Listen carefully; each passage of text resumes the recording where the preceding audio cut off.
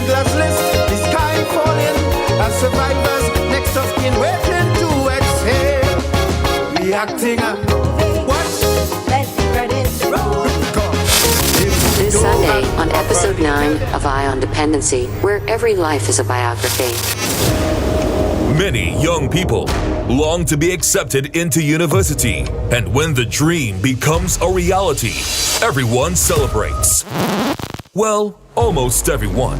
This scholarship winner and his Beetham Gardens community were, instead, shamed and his accomplishment dismissed as trivial. My name is Kareem Marcelle, and I am the first recipient of the McCandle Dagger Scholarship in Law. This Sunday on Eye on Dependency, Garth and Natasha welcome Kareem Marcelle and his mother, Shuma Wilson, to speak about his university experience and being called to the bar, as well as what may have caused this unwarranted attack by a loudmouth, which prompted a 2023 Calypso in Kareem.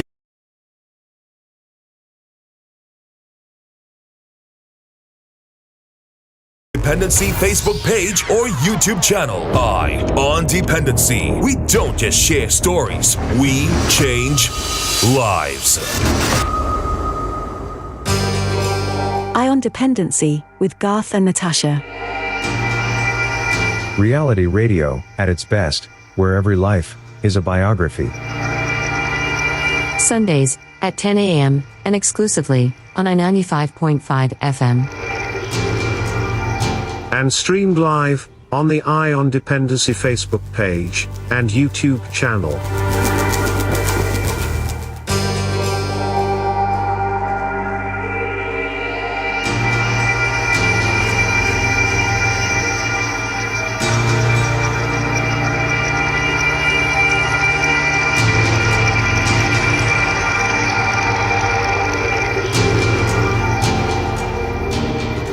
Good morning, Trinidad and Tobago, and welcome to Eye on Dependency right here on I-95.5 FM, live on the Eye on Dependency Facebook page and YouTube channel. Good morning, Natasha. Good morning, Garth. Good morning, Trinidad and Tobago. How are we feeling?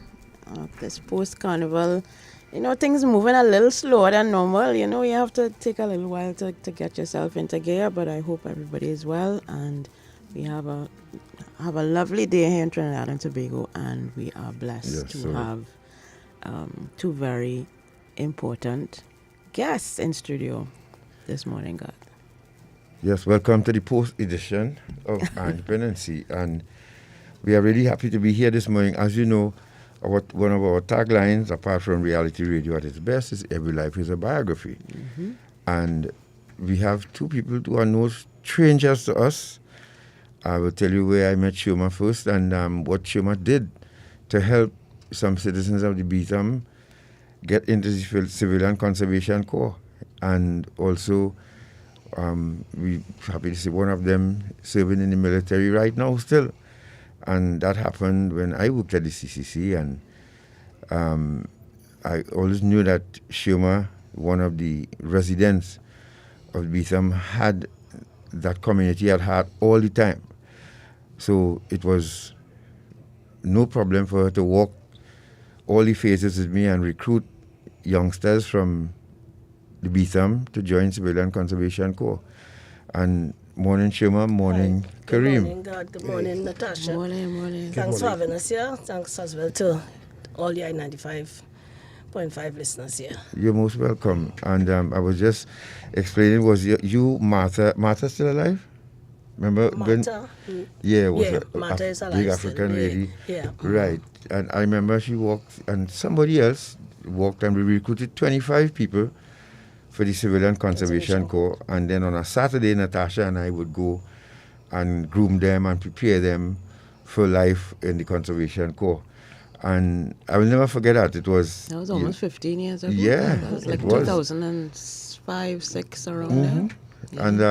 And Shuma was side by side with me when everyone else refused where I was working. I don't know what about the Beetham, they were afraid. So, but I walked there and remained unscathed. I came out there with 25 people, and we inducted them into they were recruited at the Civilian Conservation Corps. And then we met Kareem Marcelle, who I've always said from a youngster had a mouth on him. and was always a plain talker, was always a fearless speaker, and told you as it is. And he too stayed the course to this day, which is not easy to do as a youngster, because we've seen it. We've seen how youngsters are falling by the wayside. And then Kareem was called to the bar. And when we thought that the country would have celebrated, there were people who, was like, so what? So we'll get to that. But I want you to get the history of this family, because in a time when families are falling apart, one by one, families are being destroyed in this country because of, for whatever reason. We know the story, it's written, the writing is on the wall. And when we managed to meet a mother who could keep a family together on her own, raising them and having a son called to the bar, to me, that is something to celebrate. So we have them here this morning. And Natasha, we start with Shuma. Yes. Shuma? So we start.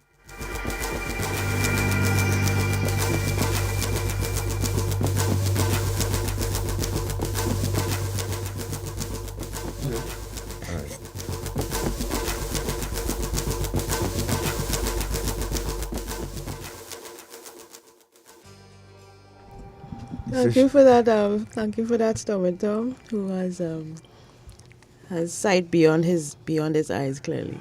Thank you for that. So we want to start from the beginning with you, Shuma, because as Garth mentioned, your family is an extraordinary one, and we want the public to understand where Kareem came from, so to speak. So before we get to him, let's start with you and tell us about your family, how you grew up, and what life was like for you on the Beetham. Well, I think I came from an extraordinary family. My mother gave birth to 13 children. Oh, wow. She was an adopted child because her mother died at a very young age when she was a very young child. So she had no mother in growing up, and just her father, who had to go out and, of course, look for work to take care of her and her other siblings. So they sort of separated and went by different adopted parents. She was the only girl who survived her two other sisters, and the boys, they scattered all over. But her father placed her with her family, her being a female, of course. So she grew up with this adopted family in Charles Street, right here in Port of Spain. And she had to drop out of school very early because she had to take care of things in the adopted home. So she attended St. Catherine Girls, which is still there on Duke Street. I also attended that school. Right, so she dropped out of school at a very early age and had to find herself. So when she reached probably 18, the adopted parents weren't able to keep her much longer because now she's an adult. She got pregnant, right, with her first child, and they saw that as an extra burden, and life for her got very, very hard. So she made her first son, and then after she got pregnant with her second son, and things really get tough for her. So she connected back with her brothers, who found a spot in Shantytown. It was the only Shantytown known today in Trinidad. And they cleared a little spot, I think they had a chicken coop, mining chickens, so they broke down that. And they helped her build a shack to move with the children. So she had my two other brothers, another sister, myself, I'm the fourth child. And she started finding little jobs, She worked with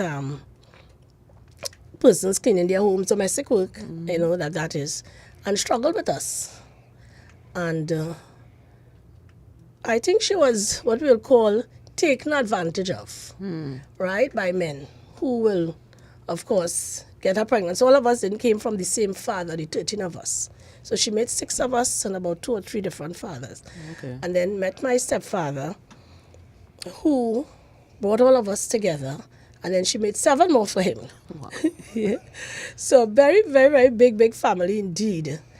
And why I would say that my heart, we came from an extraordinary family, is because I looked at her very poor.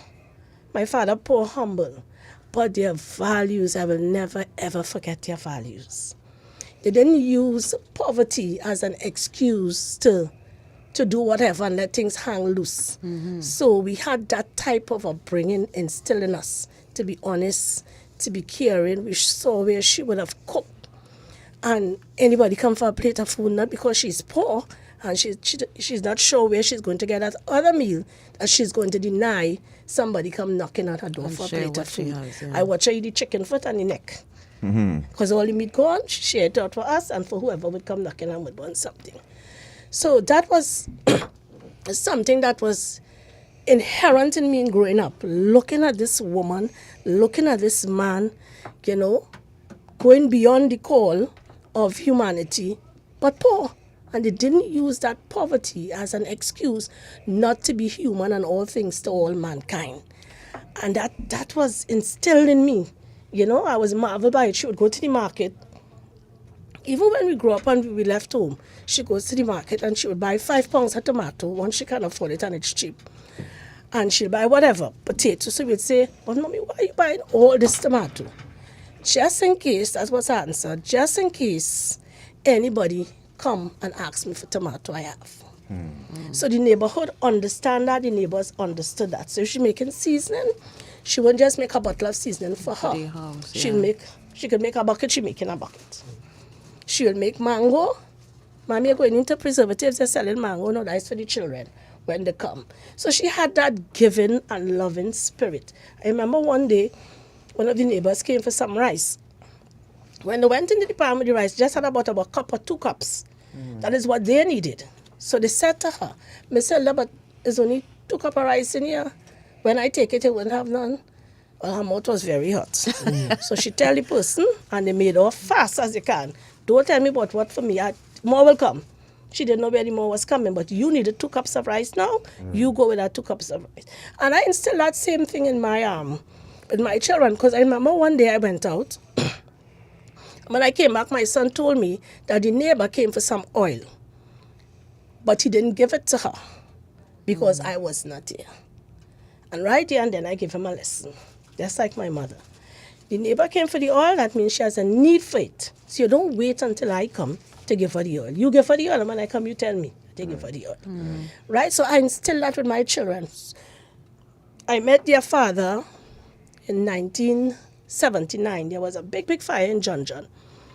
And he, I think at the time, had one phase of houses completed, or almost completed in the Beetham. And the then Prime Minister at the time, Dr. Eric Williams, decided that he's going to, seeing that it's such a crisis and a disaster with this fire in John, he gave those set of houses to the persons who were affected, the fire victims from John. So they moved into Beetham Gardens. And there is where I met Kareem and their father. Right? Just as I left school, I met him and started courting and all of that. I had to hide from mommy, hide from daddy. Yeah, because it's not like now wait a 13-year-old come in and tell they have a boyfriend and a 14-year-old earlier. I was 19 years and still had to hide. Mr. Shuma, look, Mr. Kenry come in. Speed, you had to run. He can't catch you talking to no boy. But we stayed courting behind the scenes, whatever. And finally I got pregnant with my first son in 1984. I made my first son, Kevin, and my second son 11 months apart. Wow. But here I was. We moved from Shantytown into Beetham Gardens, right? They demolished Shantytown and they moved the persons from... So for the benefit of the benefit of the listener, Shantytown in proximity to Beetham now, where was that? Right where conservation corps is, where the Orthodox church is, where the primary school is. That plot of land there was Shantytown. Okay. Right, where you had the board houses, right, shacks, galvanized, that kind of thing, no running water to your home. So when we moved to Beetham, as a matter of fact, the Prime Minister at the time and the Ministry of either Housing probably would have been NHA at the time, they offered the people of Shantytown the opportunity to go to the Coconut Drive housing development in Mova. And back then, you know what they said? They protested. You may want to go there. Stay too far, move up Yeah. Coconut Drive back then. Yeah. Back then. So that's why he developed this other plot of land just higher up, which is now called Beetham Gardens. Okay. And we moved to Beetham Gardens. We were very excited as children. First time we had flushing toilet, running water, lights that we switch on and off. We're so happy to turn on the light bulb. It was really, really nice for us. So we settled in there, as I said, in 79. I met Kareem's dad. And I made 4 children to my by the second child, living home in this 2-bedroom apartment, small, and 13 children. I think first about two of my other siblings would have left home. It was cramped. So I had no other choice to move up. My mother didn't want me to leave. I remember she was crying when I was leaving. But 2 babies, no room, place cramped. And I moved in with their dad, right? And made another child for him, a daughter, and then Kareem. Kareem was the last. Right. So Kareem lived with his mom and his dad for, how old you were when your father left? About 10, now looking to set common entrance, right? Yeah. Mm-hmm. And of course, life for us was tough, was challenging, was struggling. He was just he worked in the fish market as a sweeper. I did a course with Serval, the teacher training with Serval as an early childhood education, because I always like that. And they sent me back to the community of Beetham, where we had a preschool, made me principal, and I stayed there for quite a while. The money was small. Preschool money, teachers' money today is small, so back then you could just imagine. Right. I was just working for about like $800-900 a month. But I couldn't care less. I was happy. I was doing what I wanted to do, what I had passion to do, seeing about these children, and sort of using the preschool as a agent of change for the community. Where, you know, you meet with the parents, you do programs and what have you. So our life was a bit challenging, right? And sometime when Kareem was 10 years old, his dad just got up one morning. Well, for us, it was like he just got up one morning, but he probably had plans. And he decided he's going abroad, right? So I said, for how long? He said, for 3 months. So we look at it as a vacation. But within that 3 months, we heard that he got married. So that was very devastating for me as a woman who would have dedicated all her life to this one man, right? Work hard and hand in hand with him to raise these 4 children. And here you say you ups and you're gone. It hit Kareem and they had, I remember when Kareem and they got the news, we were lying down on the bed, the 3 of us, he and his other sister, 3 of us crying together on the bed. And my 2 sons, they were about 17, 18. But of course, the madness done already stepping in them. So they just looked at us and of course held back their tears, but I could have seen it. You know, so it was a devastating time for the entire family. If you're just joining us, you're listening to Dependency, and you're hearing the voice of Ms. Shuma Wilson. And we also have her son in studio with us, Kareem Marcelle. And they're taking us through their biography and their journey to get here today. And, you know, listening to you, Shuma, it already paints the picture of, okay, father leaving or going his way, and now our mother has to fend for herself with children. Raising boy children. Especially boy children, that can go extremely left after that. When he left the shores, he kept in touch with you, and then all of a sudden he just stopped communicating? No, he kept in touch with us, but of course I was hurt and had a lot of anger and hate in me towards him. So I tried to cut off the communication, and as though an inner voice spoke to me and said, look, this is not about you anymore. This is about the children. This is the only father that they know. This is the only man they know to call daddy. So for their sake, I opened back the communication so they could have spoken with them and communicated with them. And after, of course...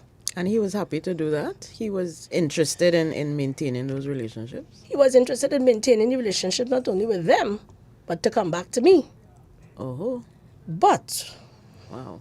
I said to myself, what message am I sending to, one, my daughter, and to other women in the community, other women, that this man would just ups and go away married, start his life, and just, I must sit here, make room for him to come back. And I couldn't do it. So I let him know that very early. He tried hard. He sent his threats, better know what I'm doing. He's coming back. And because we had our bouts with domestic violence and all of that. So I decided, look, one woman said to another woman in the village, I will never forget that, girl, you better go and check your friend, because she crying, she'll go mad in the house, the man gone. And probably something in that sparked something in me. Hell no. I have these 4 children to see about. I ain't sitting here and playing no victim and crying myself to go mad or to go anywhere. I'm going to stand up, shake it off, and I wasn't working. I didn't have a cent. We had nothing. Did you have any other support from either from your community or your own family? Well, thank God that woman made 13 children. Because with those were the siblings who rallied behind me. Because that is how she brought us up. As a matter of fact, I remember my father saying, who is my stepdad, but he's like my father. And he said, oh, you don't need any friends, Or you have a whole football team and extra. And that didn't keep us, of course, from having friends, but it brought us closer together as a unit. So as soon as somebody had heard them, who could pick up the slack, who had to buy a shirt for Kareem to go to school, who had to do this. So I had that family support, thank God. Yeah. Thank God I had that family support and the will in me, that warrior spirit to get up, no job. What I was doing, selling chicken and chips, because I closed off the preschool because it wasn't working out. And the money wasn't enough. I tried it on my own privately, and that's a business venture, and that didn't work out. So I came back home and said, you know what, let me try my hand at cooking. Come on, man, I was one of the top cooks you could get in the village. Anybody will tell you that. Old school. So I said, these 2 hands are blessed. So while I don't have a formal work, I don't have the academics probably to get something. I say here now, I'm going to use these hands and I'm going to make it work. So I remember one day, because she taught us how to make morbi sour. She was old school. So I could make good morbi. So I tell Lishan, I said, I have $40 here. I said, and if I give the 2 of all the 2 big boys $20, he just go in Mokrapa Secondary. I say, when I come back home, I have nothing to eat. I have no other money. So here we're going on. Everybody's staying home today. I think that was Kareem and his sister. They to stay home because I had $40. I was sending the 2 bigger ones. So I say, you interchange selling the school children? Yeah. Right. Sometimes, yeah. Because the money wasn't enough for all 4 of them to go. So, hold on. I want people to understand this. You're painting a good picture, right? So you have a roster. So Monday and Tuesday is Kareem and whoever, and then Wednesday. I can't remember if I had a roster, but it probably wasn't my mind. Or probably I will get up on a field, or who have homework, or who have something to give up, or whatever. So I kind of toss it around, and then sometimes they will all go together on the same day, because my brother will send money, somebody will send money, but sometimes like I used to get fed up on it, my brother and them, I say, oh God. So I kind of say, so I say, what's going on? The economist in me came out, and I said, I have $40. I said, so this $40 I'm going and invest it in Morbi. I bought some Morbi back, and I bought sugar, and I sent them to get the bottles.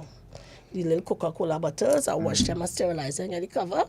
And the 5 of us inside the house. I said, but anyway, go around and tell everybody that I start selling Morbi today. Right, because it's that kind of community. So they go around and tell Miss Jane, Miss whoever. Mommy said she's starting to sell Morbi. So we put the Morbi to cold in the little fridge and we waiting. We heard a knock. They started to jump up. It was the first sale. We got $1. And I remember I had nothing to eat there because the $40 gone into the Morbi. So we got $1 for the first Morbi. Then somebody came. The sales were good, but I wasn't waiting till the end of the day to see how sales went because they were hungry. Those days, a pound of flour was $1.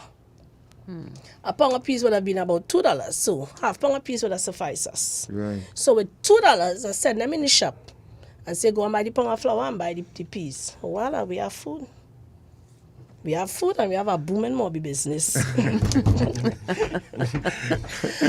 Right. So, and life went on. I remember at one time I put the pot, we didn't have nothing to eat again a day. Put the pot of water on the fire and they said, Mommy, when we getting something? I said, just now, hold on. Water boiling, it go back down, they come and ask me, nothing in the pot, just water boiling. With the faith and the confidence that something will come up in my head or something will happen. And I heard a knock on my door. God rest his soul, he's deceased now. A good friend of the family named Mr. Percy from Mount Hope. And he had a little garden. And he dig out some little yam and whatever. We had soup that day. That's the water was boiling, waiting for the soup. Peel the provision, put it in. What have you? I think Mr. Percy gave the money to buy the piece. We had soup that day. So that was my outlook on life. Never to feel, and mind you, I've never knocked on the government's door. Never. I don't know what a public assistance check look like, a social check, a food card. You understand? I know what a food card look like because I deal with clients now to my line of work and they will have to present the proof of it.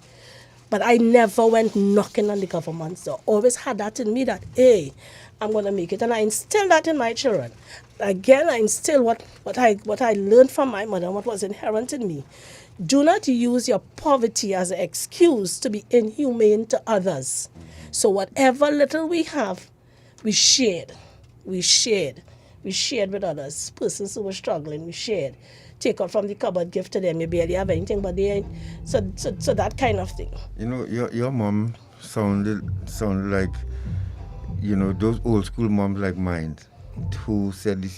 She and I remember when you asked the question, she told us the story about the beggar and the king, and that story remained with me up to this day. Because when the beggar came to the king's door, he run the beggar. And when his son went on a journey, he got into trouble, and the same beggar brought him back, but this time he was Jesus Christ. And he wanted to invite Jesus Christ in, and Jesus Christ said, no, when I was here just now as a beggar and you run me. And she always said that to us, that person in front of your door could be the Messiah himself, that you will run like a dog, and you will live to regret it. Live to regret it. And we live like that up to this day. So I understand, If you're just joining us, folks, you listen to Dependency, for those of you who are joining. And we are speaking with Ms. Shuma Wilson, and Kareem Marcelle is in studio too, very quiet. One of the very few times, you have him quiet listening. But you'll hear from him just now as they take us through their journey. And I hope some of you who are listening could understand that sometimes you see people walking the road and smiling and the clothes that they're wearing, but you don't know where they're beginning. Sure, right. And sometimes they even eat at home. And just mind, some children probably going to school in that same situation. Only drink a cup of water and brush their teeth and go to school. Right, yeah. And when they react in certain ways, sometimes people want to find out, why they're so aggressive, right? Yeah. So. But before we go to the break, I wanted to ask Shuma a little bit about her children and their individual personalities, and if there was any. I know you spoke about your mom's instilling those values about, sharing with others, even though you may have little. But what about ambition? Did you see your youngest son becoming the man he is today back when, y'all were struggling? Not when we were struggling at the time as a young child. My two eldest sons, my family, most of them are entrepreneurs, my siblings.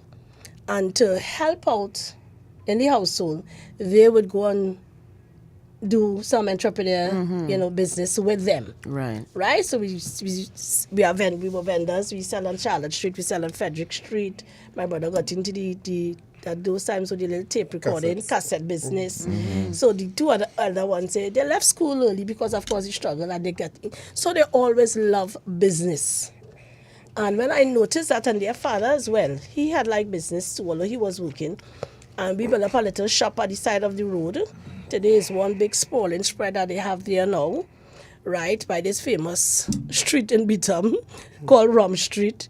And I started off my little shop there and whatnot. And so they are into that. They're always into business. My daughter is the same thing. She's into business. Every Monday morning, she just finished Valentine's. Especially. Doing her roses and her chocolates and whatnot. So they had that entrepreneurial skill in them because my son, early son, they used to go and sell pie. We try behind at anything to make $1. They grew up with me selling the chicken and chips, cooking the food. My son learned to cook. He learned to cook when cell phone came into being. So his personality, the second one, as I spoke about personality, was a bit different to the first one, the eldest one. And I tell people, you have to know, I didn't do no sociology and psychology, but I think all of us are social beings. And when I looked at my first son, and you send him to the shop, so you tell him, go to the shop and buy a tin of peas. But old school, you like a particular brand. So I tell him, go for that particular brand of peas for me to make the pala and buy a chicken. He will go to the shop or to the grocery, and once that brand is not on the shelf, he bring him back your money. So you mad? But boy, mommy tell me you want X brand. While the other child, and the father used to call him stupid. I said, no, don't call him stupid. But the second child used to use his initiative more, was more sharp on it. So when he go and he see the particular brand, a piece, he bring in the next brand, and if he ain't get no chicken, he buy a piece of beef. Right. Okay. You understand? Yeah. And you're happy. Right? So they had different personality. The girl, she was always inward, had very, very little friends, didn't talk much. As a matter of fact, we used to call her screw face, like the face always vexed. She just serious. That kind of way, she said very, it's one of the daughters that anybody can be proud of. She and Kareem in particular, they listened to me, and I remember that when I did my preschool education, which helped me as a parent, because how I parent the first two in growing up was way different to how I really parent Kareem and Carissa. I used to be the living life out of those two big boys. Lord. Because that is why I know licks cost me long and greater, stone in your hand, blah, blah, blah. And then I say, when I started to learn and know better, you do better. And I never passed on that to Kareem and Carissa. Okay. So I just let my yes be yes, my no be no, be consistent. And they understood that. They comply, never give me any trouble. I remember the one day I wanted to beat Kareem. Me, you know what the boy do, you know, he ain't do nothing that bad, eh? But the father, they just leave home, was about to pack up and go wherever. And the rage in me, misdirected anger. boy, I run Kareem out the street. I was like at a bull on arm, Usain Bolt, to catch up with him because he running from me. To be the living daylight out of the boy, just anger, you know. Kareem never give me any trouble. Stop there, Shuma. You just nailed it there. And I think we could take a break on this and come back. But you said something that I speak to all the time. A lot of parents say things to children, and it has nothing, or do things to children, it has nothing to do with them. It's called misdirected anger. I experienced that with my mom too. So, and it all has to do with the father of the children or the child. Because he not coming up the stretch, you waiting on him. You're going through. Right. Yes, you take it out on the And children. you take it out on the children. And how many children we have like that in our school system today? Thank you very much. And how many mothers and homes you would have seen who didn't hold it together like you tried to do, and what happened to their children. Folks, I hope you're getting a better understanding of what you're seeing out there and why it's happening. Shuma, just give us that picture. You're listening to Dependency. Those of you, thank you for joining us on Facebook and YouTube. Good morning, Betty Phillip, and those of you who just joining us. And remember, while you're there on YouTube especially, please remember to like and subscribe to the channel so that you'll always be notified when we go on air. And or those of you on I-95.5, thank you very much for staying with us as usual. We take a break, and when we return, we'll hear more from Shuma Wilson and Kareem Marcelle. We'll be back.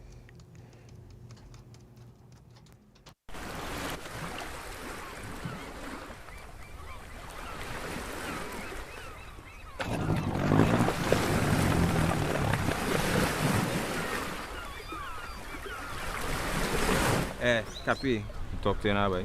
Got a small work for you to do. Make a quick 10 G's. We're going to do for me. 10 G's? What's that you want to do there, boy? What you doing? Taking your boat, run up the islands, pick up some people and then bring them back here for me. That's all you have to do. That's something like human trafficking, boy. That's a serious crime. I can't make that.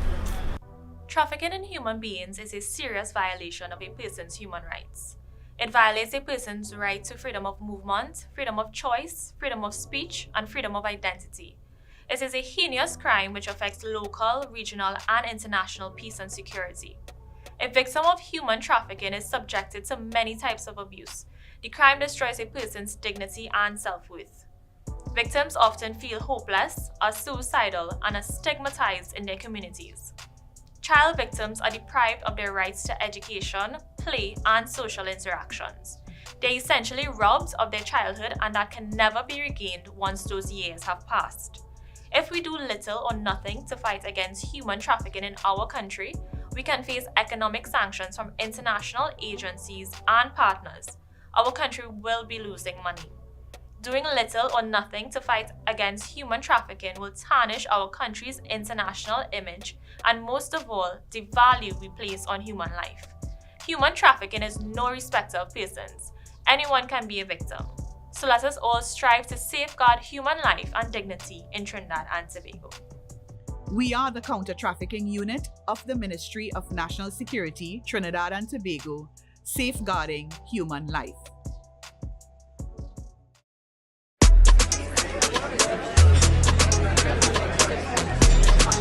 $50 by 20, $50 by 25.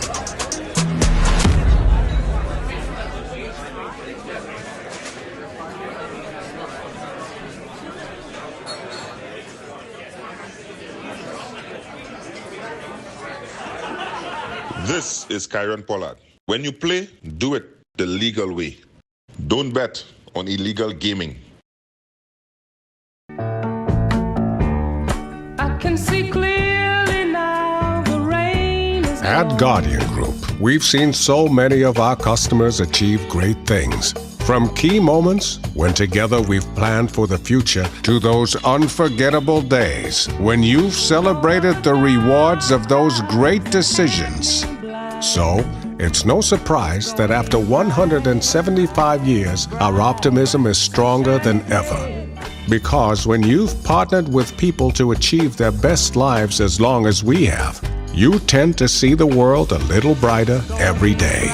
Guardian Group. Live easy.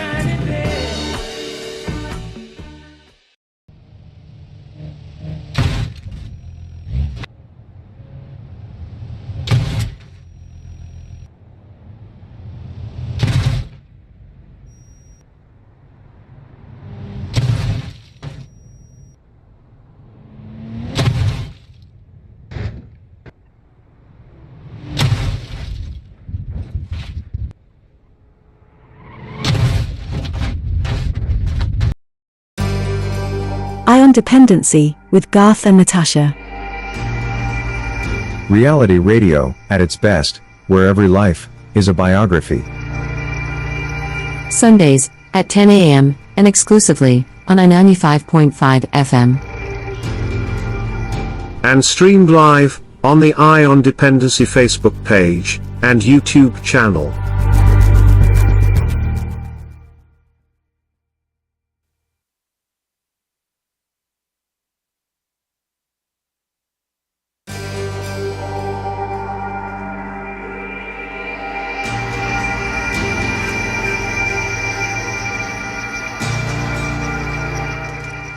Thank you for staying with us. This is Eye on Dependency, and if you're listening to us on Facebook, YouTube, or on I-95, thank you very much for joining us on this Sunday morning.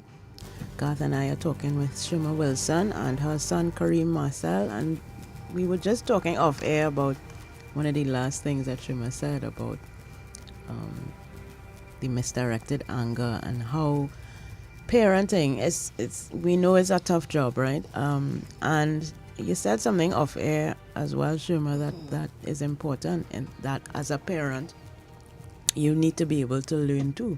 Yeah. How to manage your emotions so that you can then, either correct or encourage or discipline your children. You have to be able to be willing to listen to them and learn from the experiences that you have. And that's something that a lot of adults feel that, you're bound to listen to your children. You don't bound to learn anything from them. But there's a lot that you can learn by listening. Yeah, I learned a lot from my children. And before you go there, let me just read what somebody commented on Facebook here. not only parents, teachers, public servants, and even workers in the service industry pass on their frustrations to persons they have to serve. And that's so true. They probably going through their issues too. Absolutely. And don't know, but they pass it on to the public. Yeah. So true. So the public too must get in a position to understand, not to accept, but to understand, and sometimes move on. And probably that's why you probably need constant retraining in the public service, even with parenting. Because as we all know, you don't get a manual when you come out from hospital. Right. You learn parenting based on your family, because my father used to use a lot of obscene language. 13 children, he used to say, somebody say, why you cussing the children? So he said, if I don't cuss, I'll go mad. So I started doing the same thing, cursing my 2 children. And one day my first son, or the second one, he said, I blurt out some obscenities at him. He said, but Mom, you'd bound to cuss for that? And I pulled back. I said, but in true, that ain't warranted, no. And I started to do it less until it get out of me and able to speak to them in a manner which, and then I besides the early childhood education and learning about the development stages of the child from Freud and Froebel and these guys, I get to understand the human being and child development and how important it is to mold that child between these ages of 0 to 8 or 9 years. When a child reaches 9 years, the formative years, the characteristics are almost here for the human adult that he's going to be. So if you get away with your 2-year-old and the 3-year-old child, and they're gyrating and they're doing what they want and they're getting on with the obscenities, and they say, oh, he's just a child, she's just a child. No, clip it one time. One time. You don't wait when you think that they are old enough to understand. They're understanding now. You have to form them. You have to nurture them. So 0 to 7 to 8 years, right? Parents, please, if you have children, those ages, this is the time. You teach them responsibility. So they throw something on the ground. Don't say he's a child. He must go and pick it up. Right. My 1-year-old granddaughter, have a thing with her now.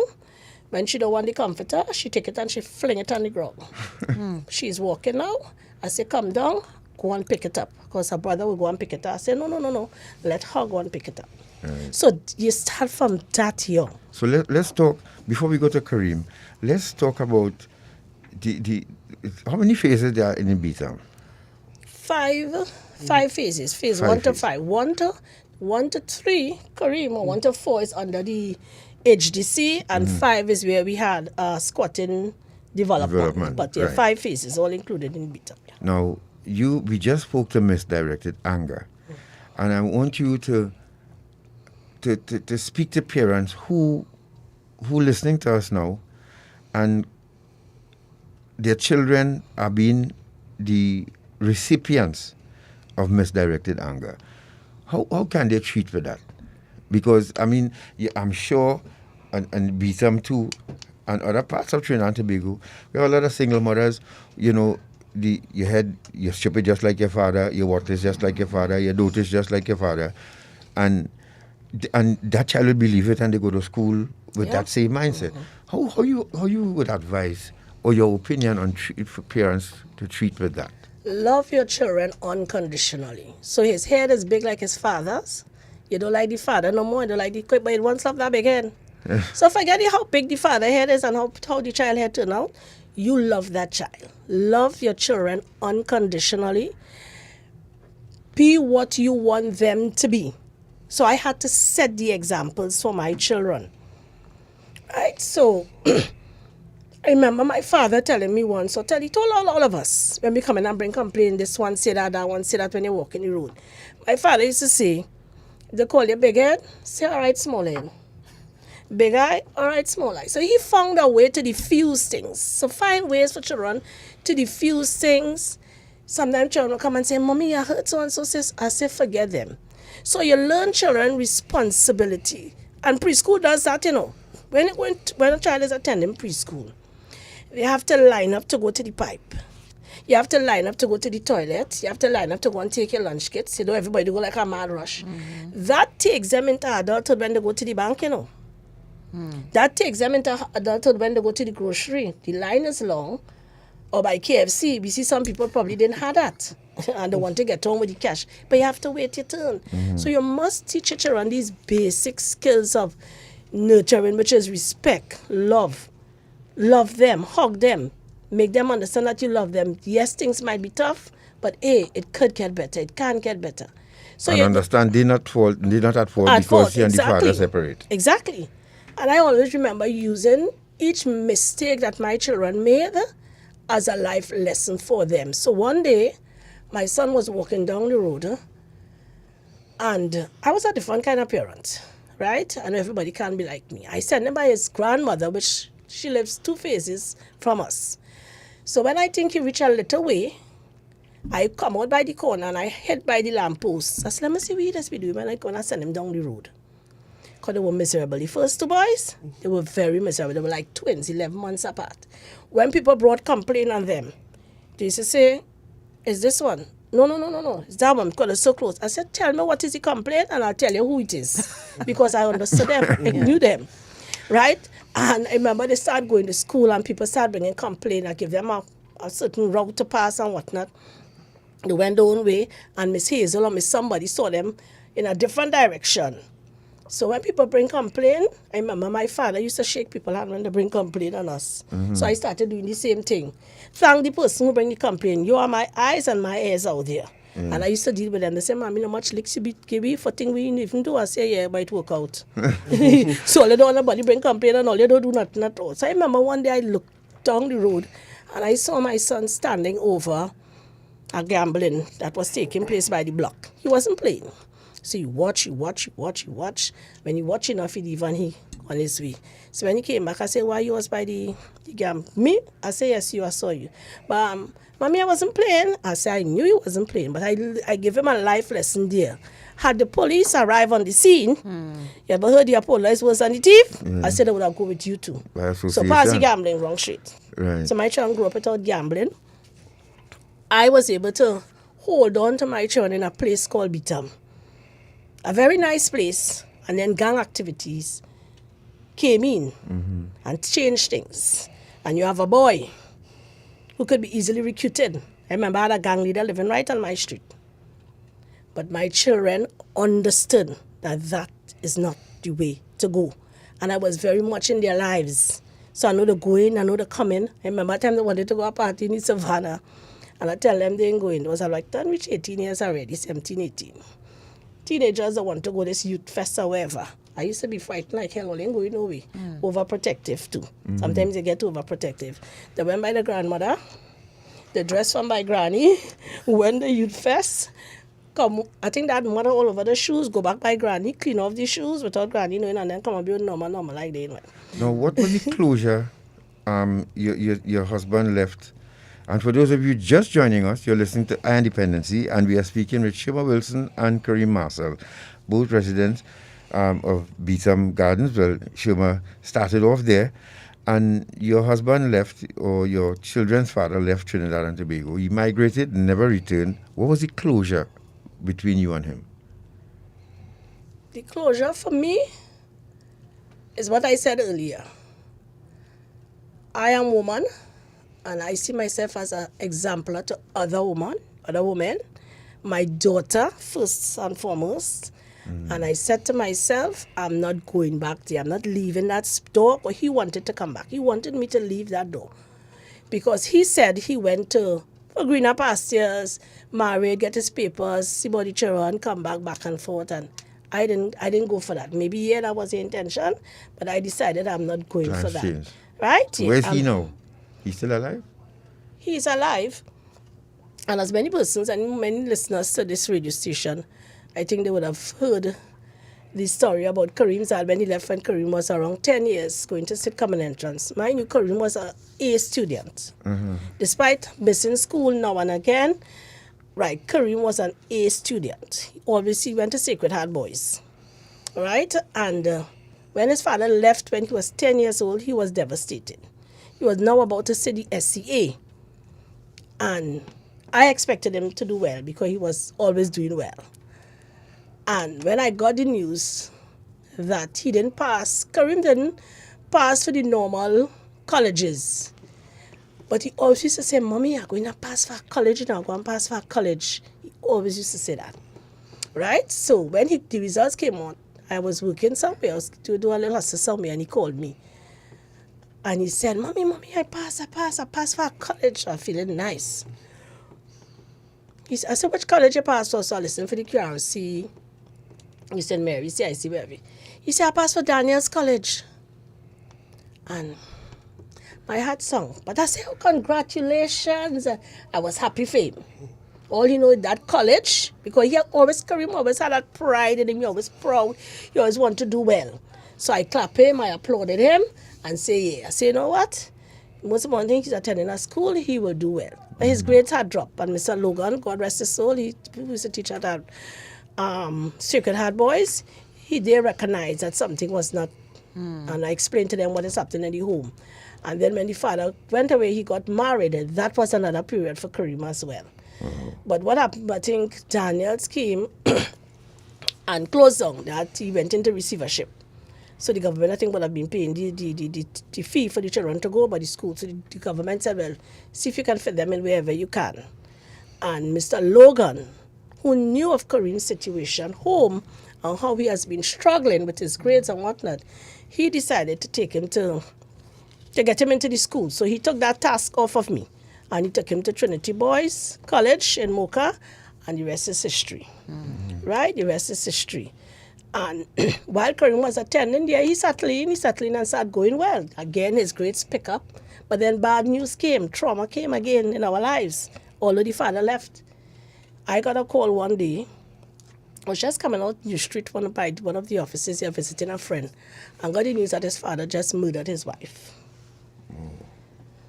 So how am I going to tell these children who's looking forward for the father to come back home? Because Kareem in particular and the other, the younger one, they look forward for daddy coming back home.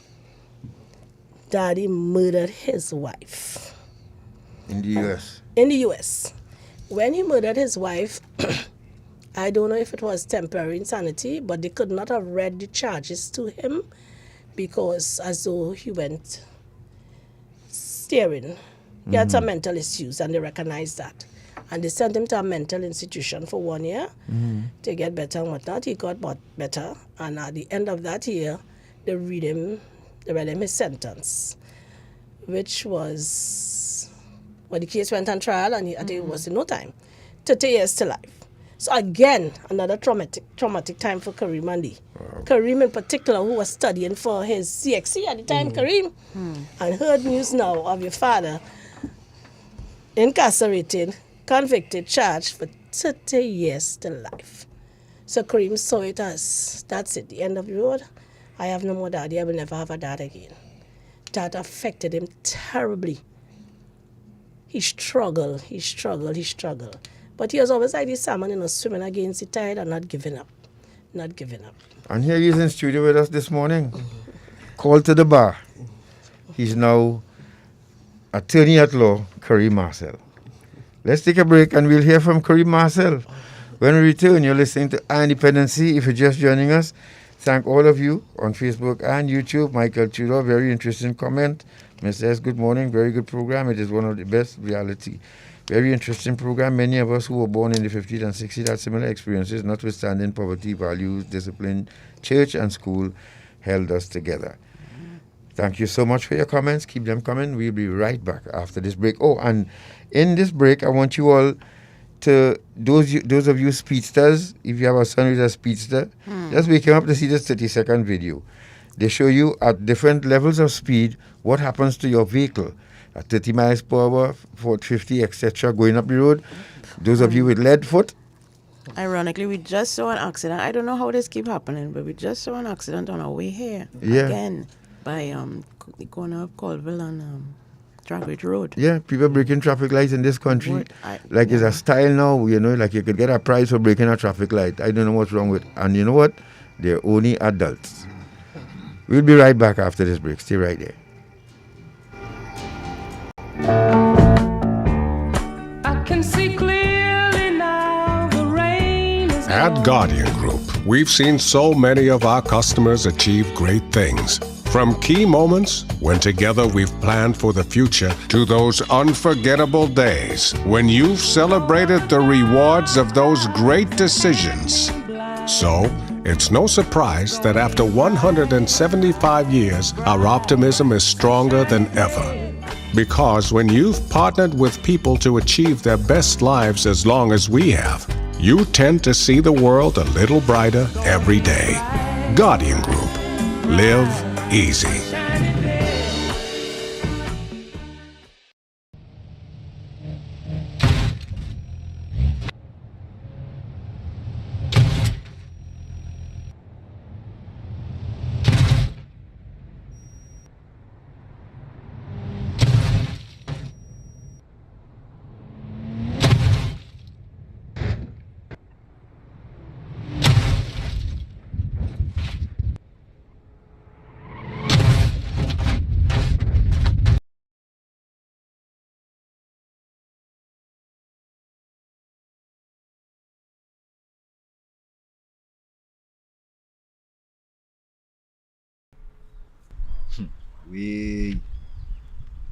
The sex trafficking thing is a serious thing in a way.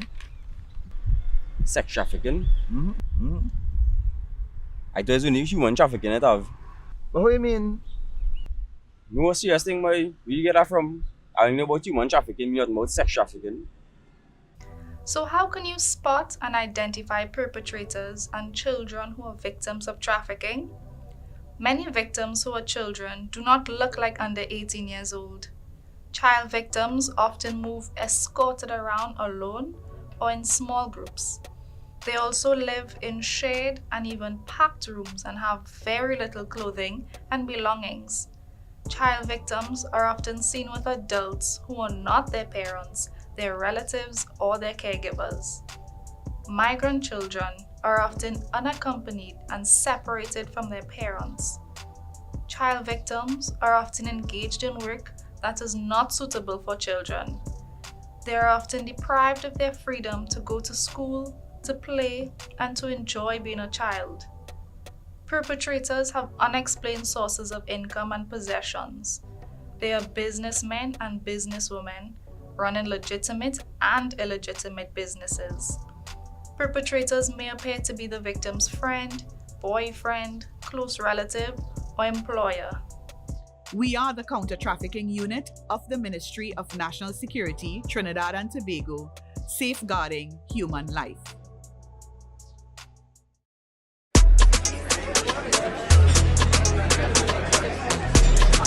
(50/20, 50/25).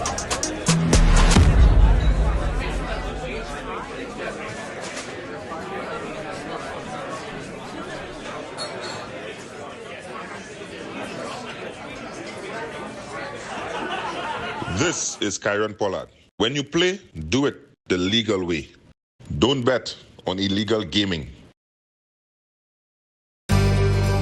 Ion Dependency with Garth and Natasha.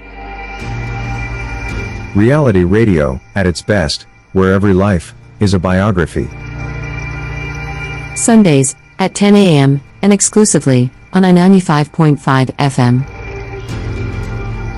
And streamed live on the Ion Dependency Facebook page and YouTube channel.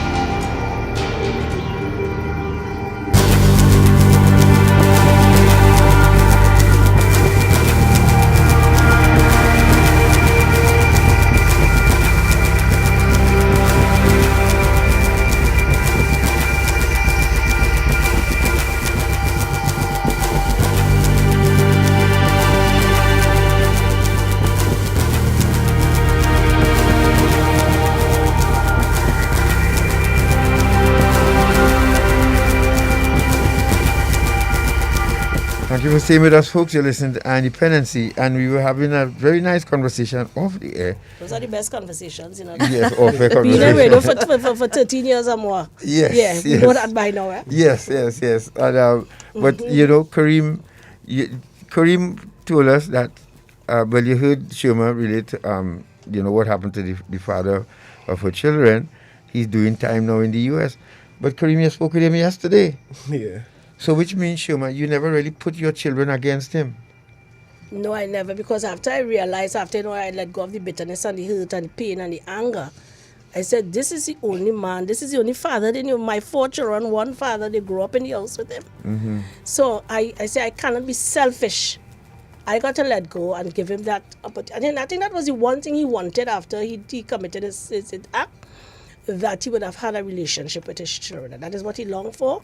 And as I said to them, because my foundation in my spirituality, I study with Jehovah's Witnesses for years, still do study with them and associate with them. I'm not a baptized witness here. And I learn about forgiveness. And I say, if Jehovah God can forgive, who is me? So we forgive him. He did the crime. He's doing the time. And I said, okay, to a relationship with your children.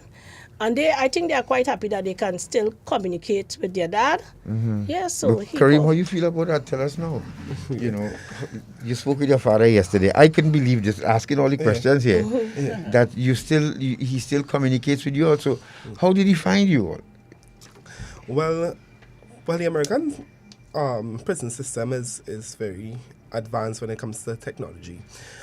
So they have, for example, the GP app, where you could send credit on the inmates' accounts to whether it's to put money on their phones for credit, or to set up video conferencing, and or for them to receive emails and so on and so on. When he was just incarcerated, however, it would have been only by way of by letters, so he was allowed to send out mails. Mm-hmm. So it took him some time, because when he just went into prison, he didn't know how to read and write.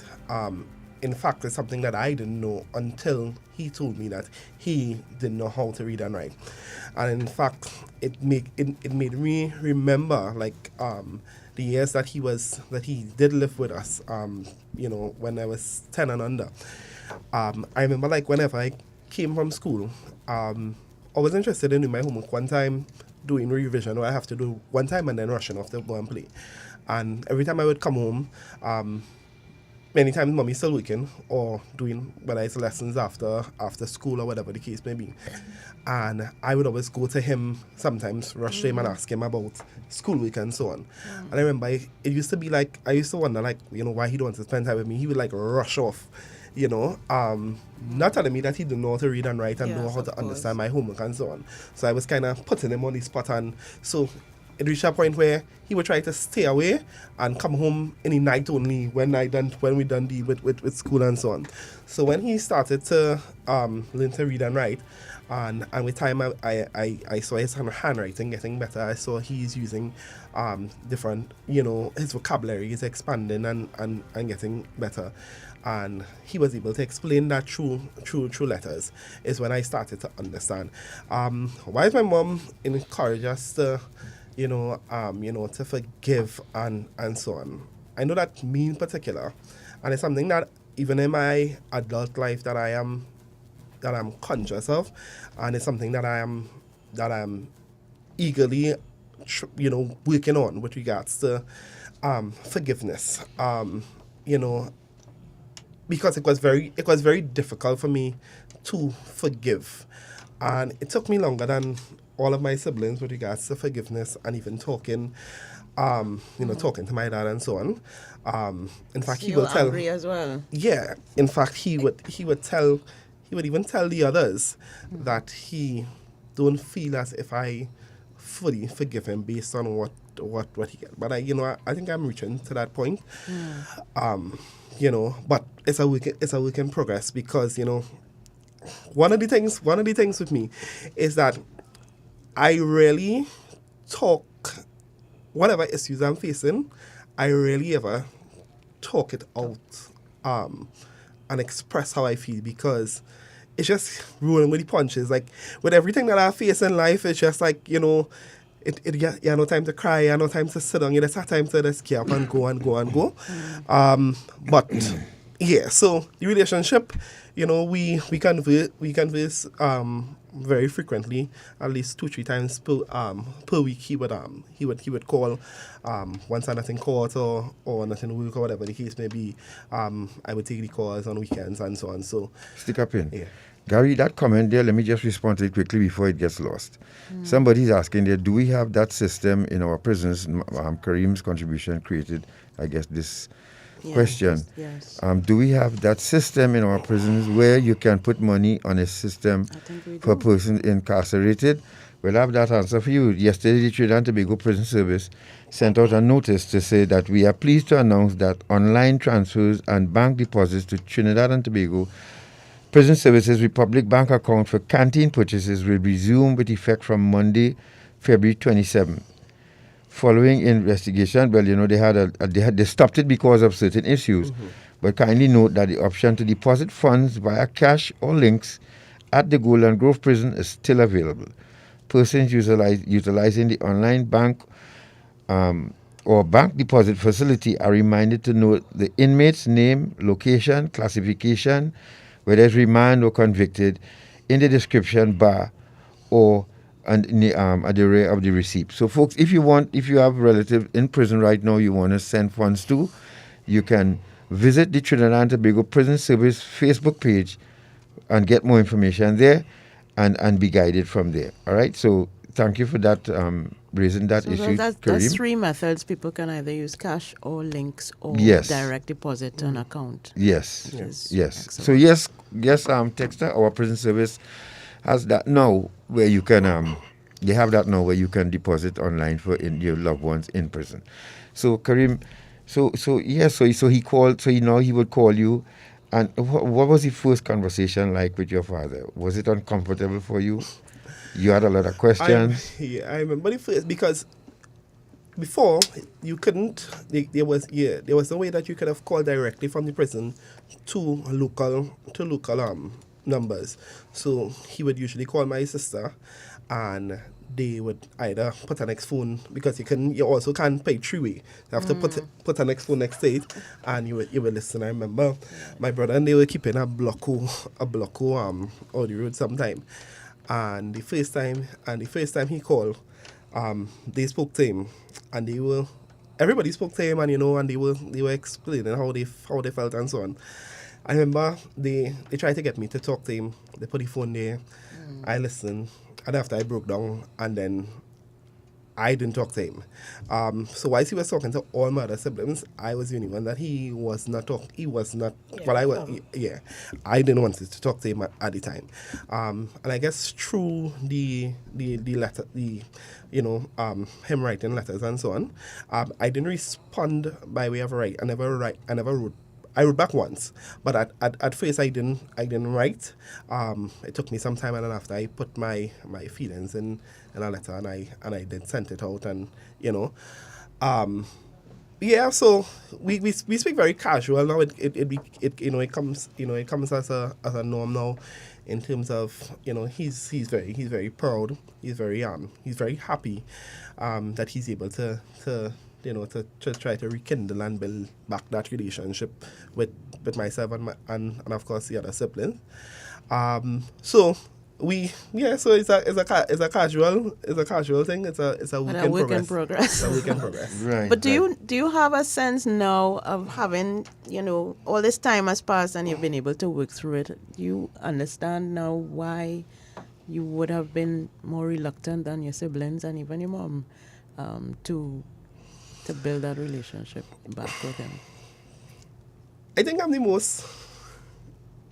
I hide emotions very well. I think it's a skill that I have, but I think I'm definitely the most emotional being in my family. Okay. And I think I was closest to my mom with regards to so for example, I can sleep without my mother. Like all 10, 11, I still couldn't sleep without my mother. I have to make, so when my mother was going through the pain, so my other siblings were all in a different room. I was in the room alone with my mother.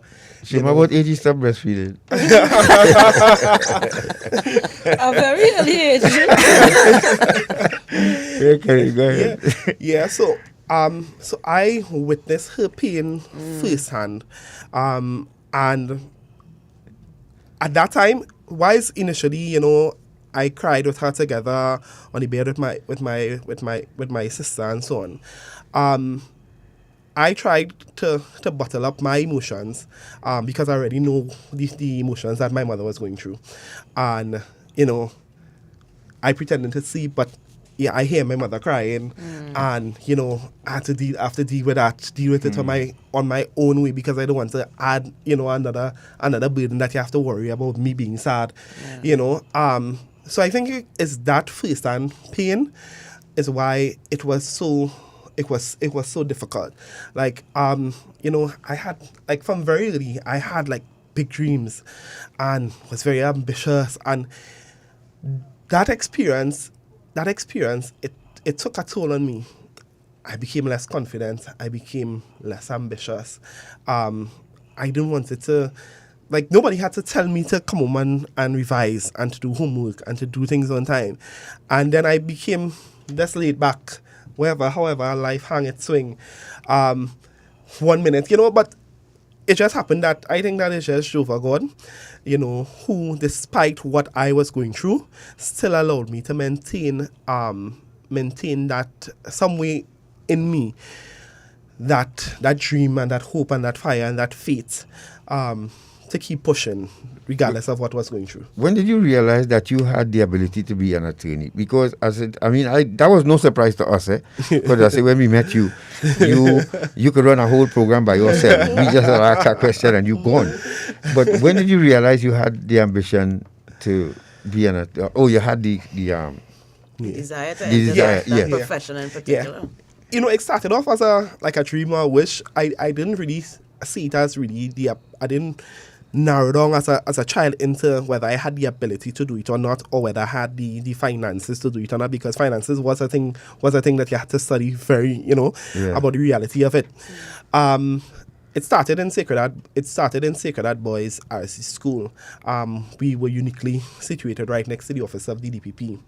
And I always said that I gained that benefit of having, because to get into Sacred Heart Boys RC School today is a task by itself. Yes. Right? So you'll understand. Yes, that is it so happened that Miss Esther, a lady on my street, who saw me grow up, who would, she loves me.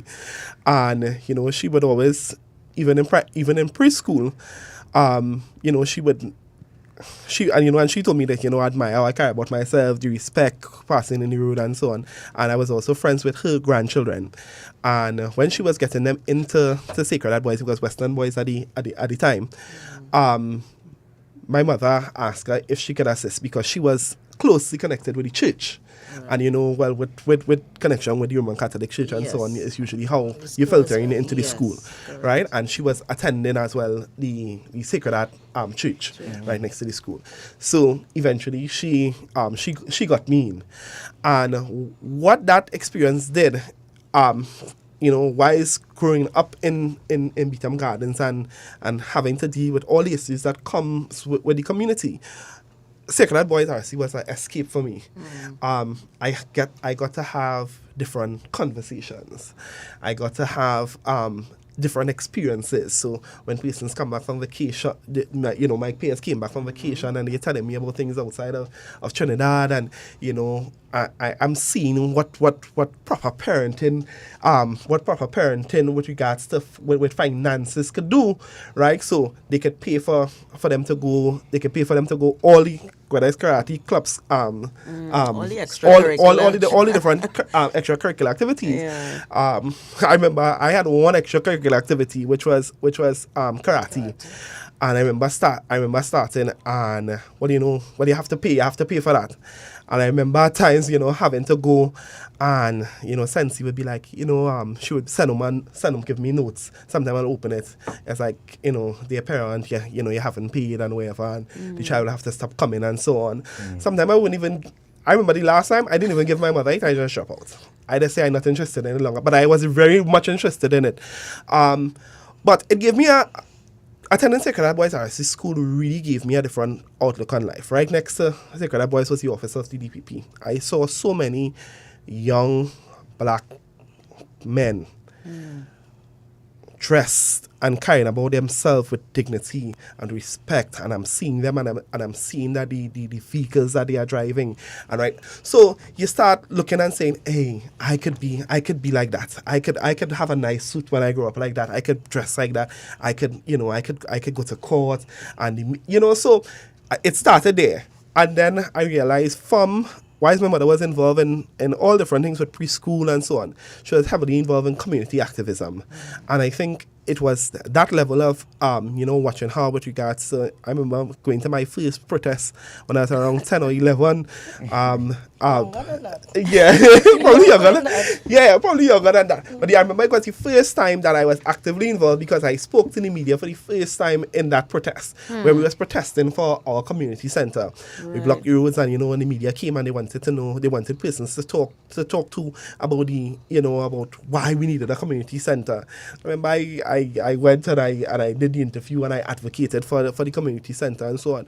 And community activism is advocacy. It's advocating for your clients. Your clients is your community. Mm-hmm. It's advocating for persons who can't advocate for themselves and put out express yourself in ways that you could. Mm-hmm. So it was along those lines. Why is the dream and the childhood dream came from watching young attorneys, right next to the office of the from Sacred Boys, right next to the office of the DPP, but the ability came from advocacy, and then it transcended into school. So when I went to Trinity College, I remember we started the debate club was defunct, closed, and myself along with another teacher, we revamped the debate club, and we started debate and coaching the younger children, and from that I was able to I was selected by Trinity College to represent the school in the National Youth Parliament, and so it started, so things like that started. The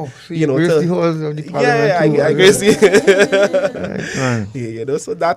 so that definitely played a major role. And of course those experiences too would have brought me a perspective of what is possible. Yeah, I remember the first time when Mr. Logan carried me to meet Mr. McIntosh Shortpants, as his nickname was. He was the principal of Trinity College. Yeah, the Shortpants. I remember the first time Mr. Logan came, and Mr. Logan picked us up. He guided us up to Trinity, and I remember looking out when I reached in Muka. I remember looking out in first time I ever saw big houses. So like I live in Trinidad and Tobago, but I never explored Trinidad and Tobago because we literally know Beetham and Port of Spain. Beetham and Port of Spain. Like that's all we know.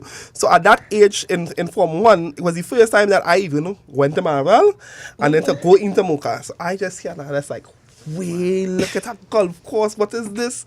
Look at that pool and big house. And I was like, wow, I wonder if one day I could work hard and I could achieve something like that.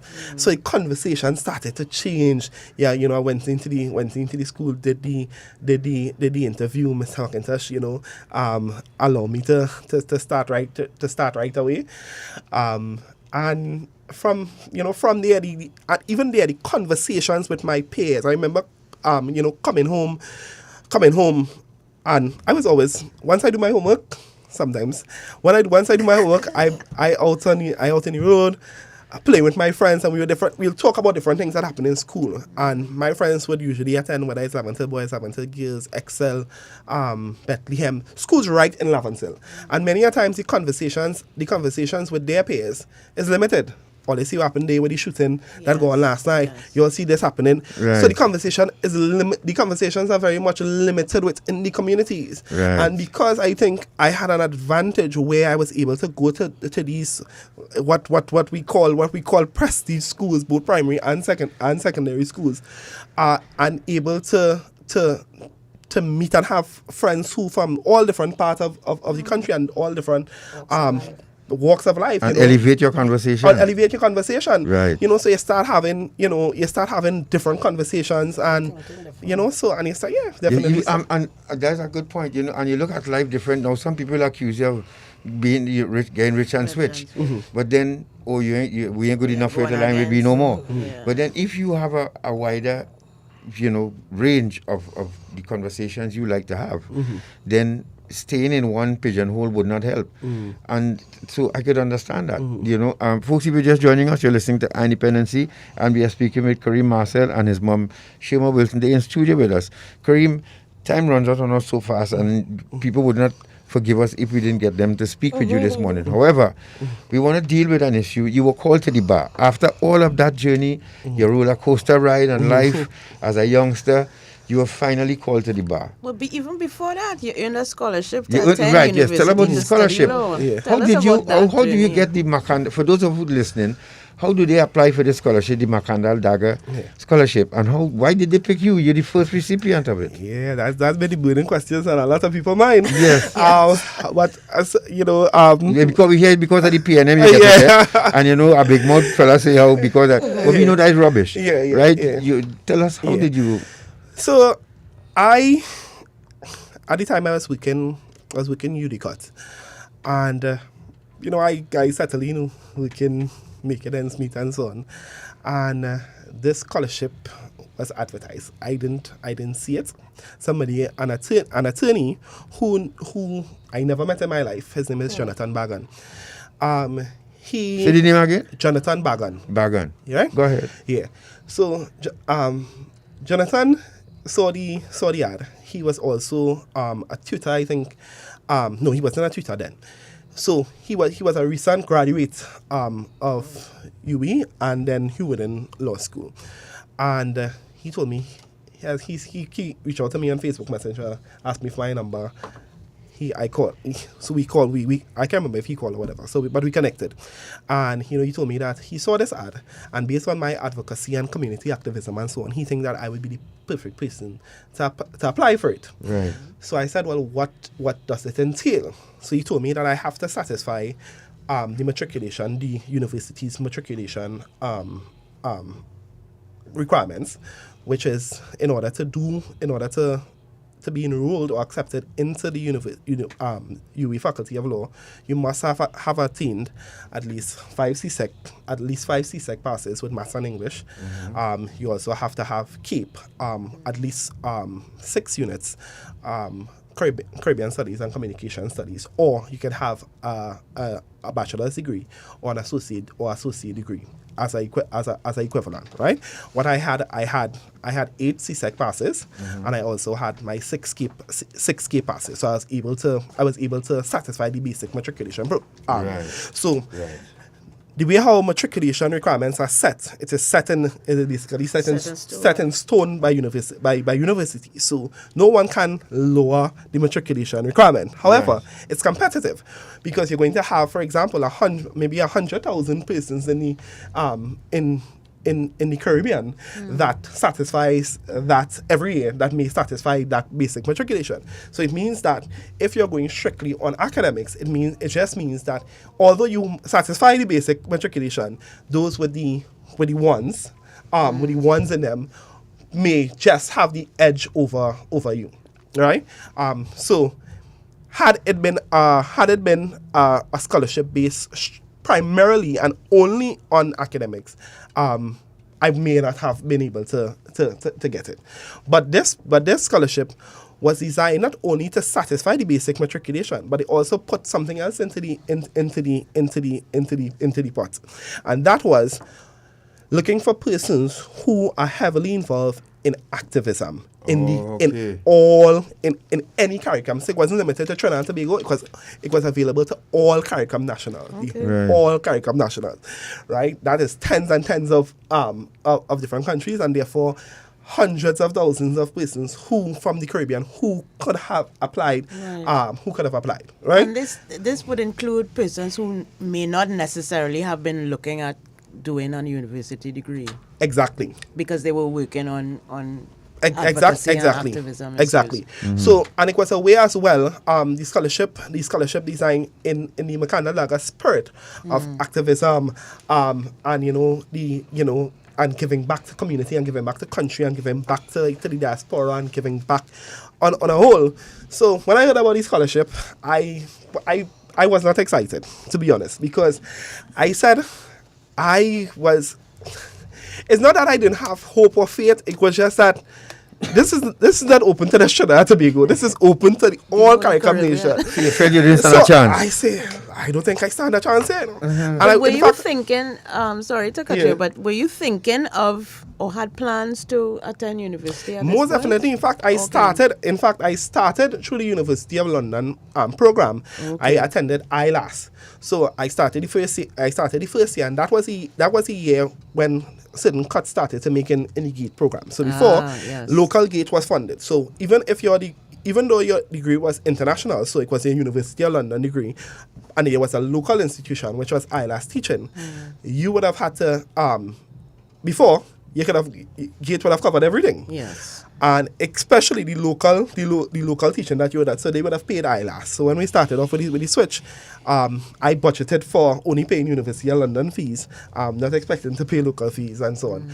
And then that switch happened. So I dropped out after the first year to again save up. I was working at a time at an intern salary. I know they say I was working for 25,000, but I was working at an intern salary for 5,000, 4,000 something after. And going to work, living life, you know how much you could really save off a 4,000 something a month in order to pay for school. Eventually I got confirmed, and but things started happen. So I always know that I wanted to go back and do it, and I said that once I accumulate the amount of the money and things started to be a bit better, that I would go back and do it on my own time and so on. But it so happened that this scholarship came up.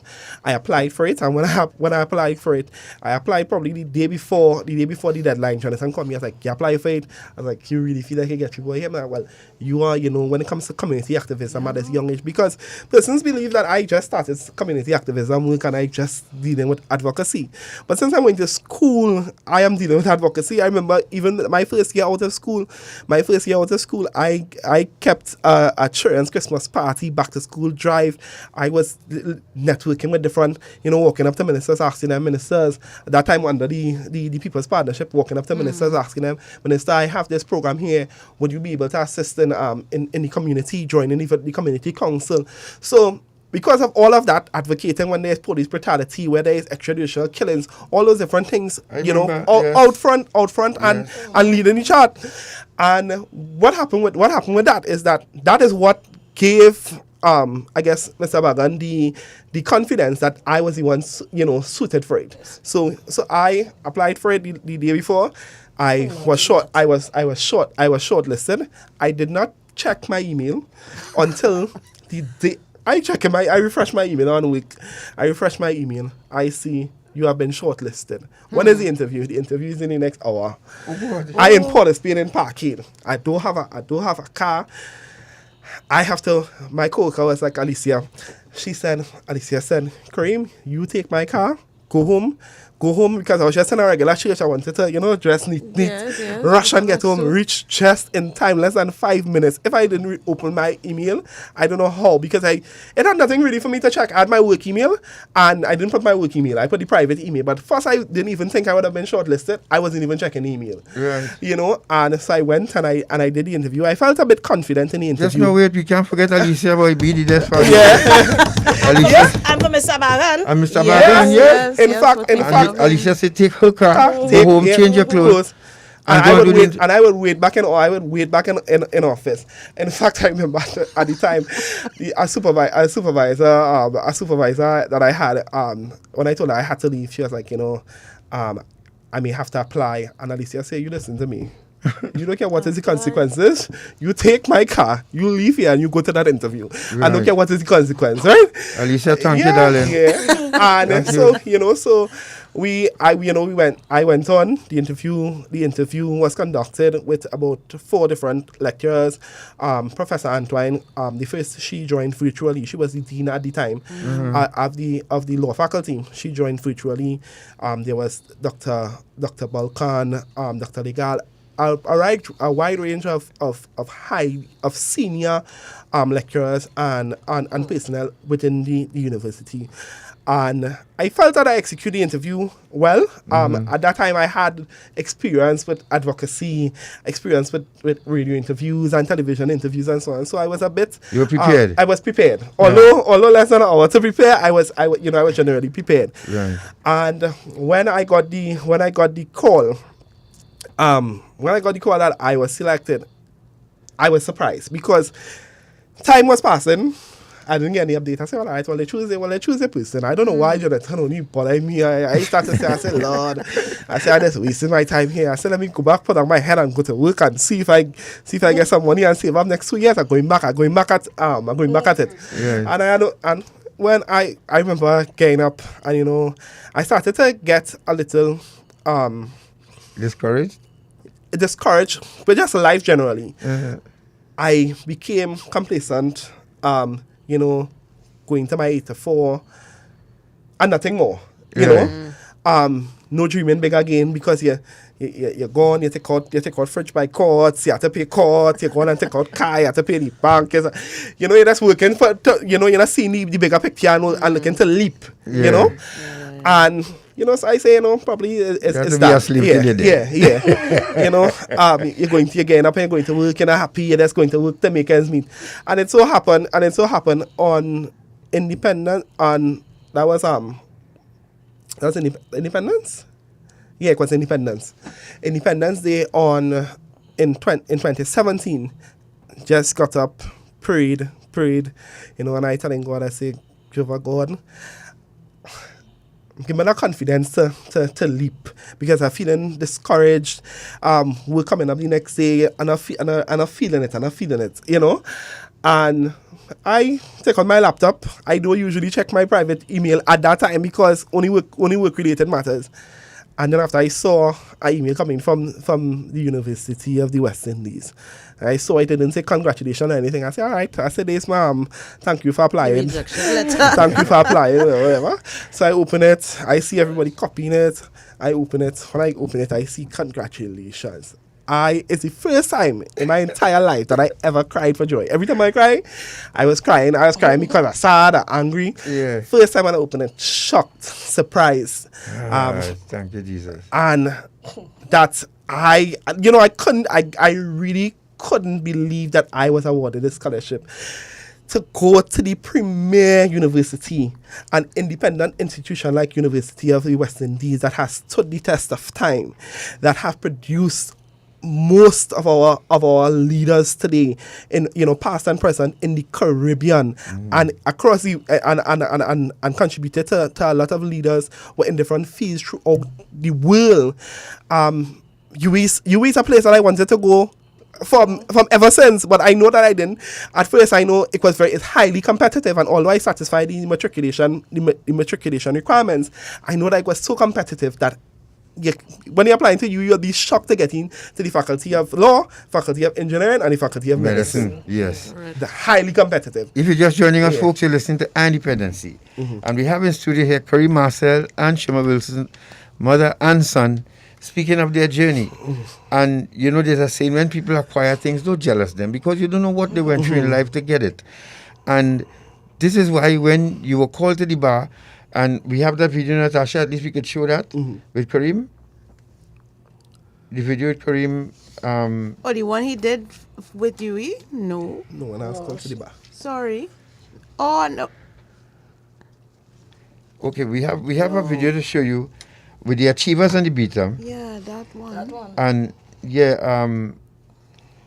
and there was a song, because you being called to the bar, this caused a big furor in Trinidad and Tobago with this one loudmouth who had a problem. And, disparity thing to the point where I when I heard it, I said, this man know this brother has a family. and how they would feel to hear you just dismiss, the famous word, so what? Well, Second Alves did a calypso on it as well as Crocro.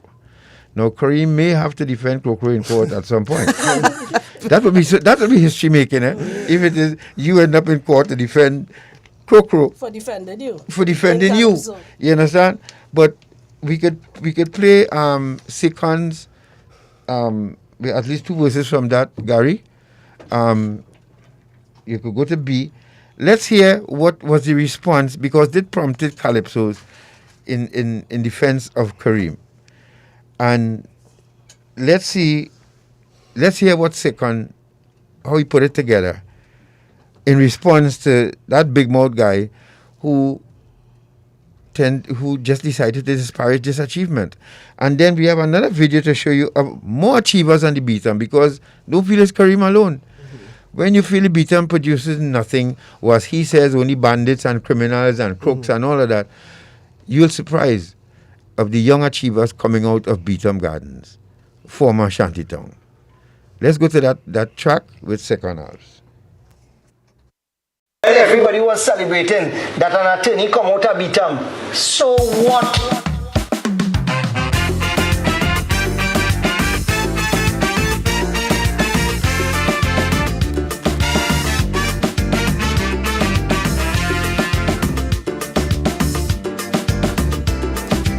A religious man throw a young lawyer in the bamboo.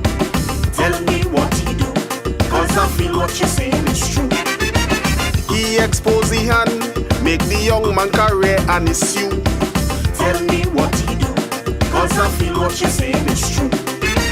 Kareem worked so hard at home, never used to lime and roam. Anything he did, he say, so what? So what? Mother used to work so hard, all of that he disregard. Anything they did, he say, so what? But as a religious man of the cloth, let me tell you what I was taught.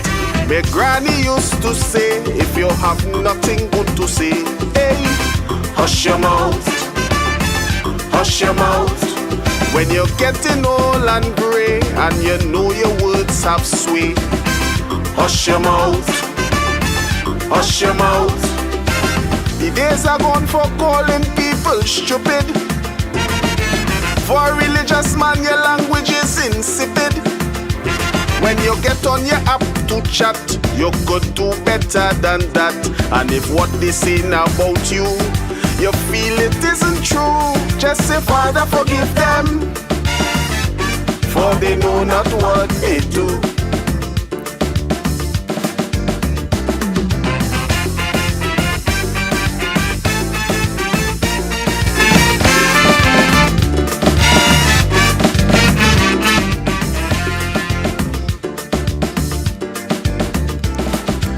Topic he won't drop, so his destructive words continue. Tell me what he do, cause I feel what you're saying is true. He who bring it up, and the young man work he devalue. Tell me what he do, cause I feel what you're saying is true. Kareem never did no drugs, used to study with earplugs. Anything he did, he says, so what? So what? Though at times he'd miss a meal, his mom taught him not to steal. Everything they did, he says, so what? So what? We respect your religious tone, but where is your compassionate bone? My grand used to say, if you have nothing good to say, hey, hush your mouth, hush your mouth. When you're getting old and grey, and you know your words have sway in Shan, hush your mouth, hush your mouth. The days are gone for calling people stupid. For a religious man, your language is insipid. When you get on your app to chat, you could do better than that. And if what they're saying about you, you feel it isn't true, just say, Father, forgive them, like Jesus, for they know not what they do.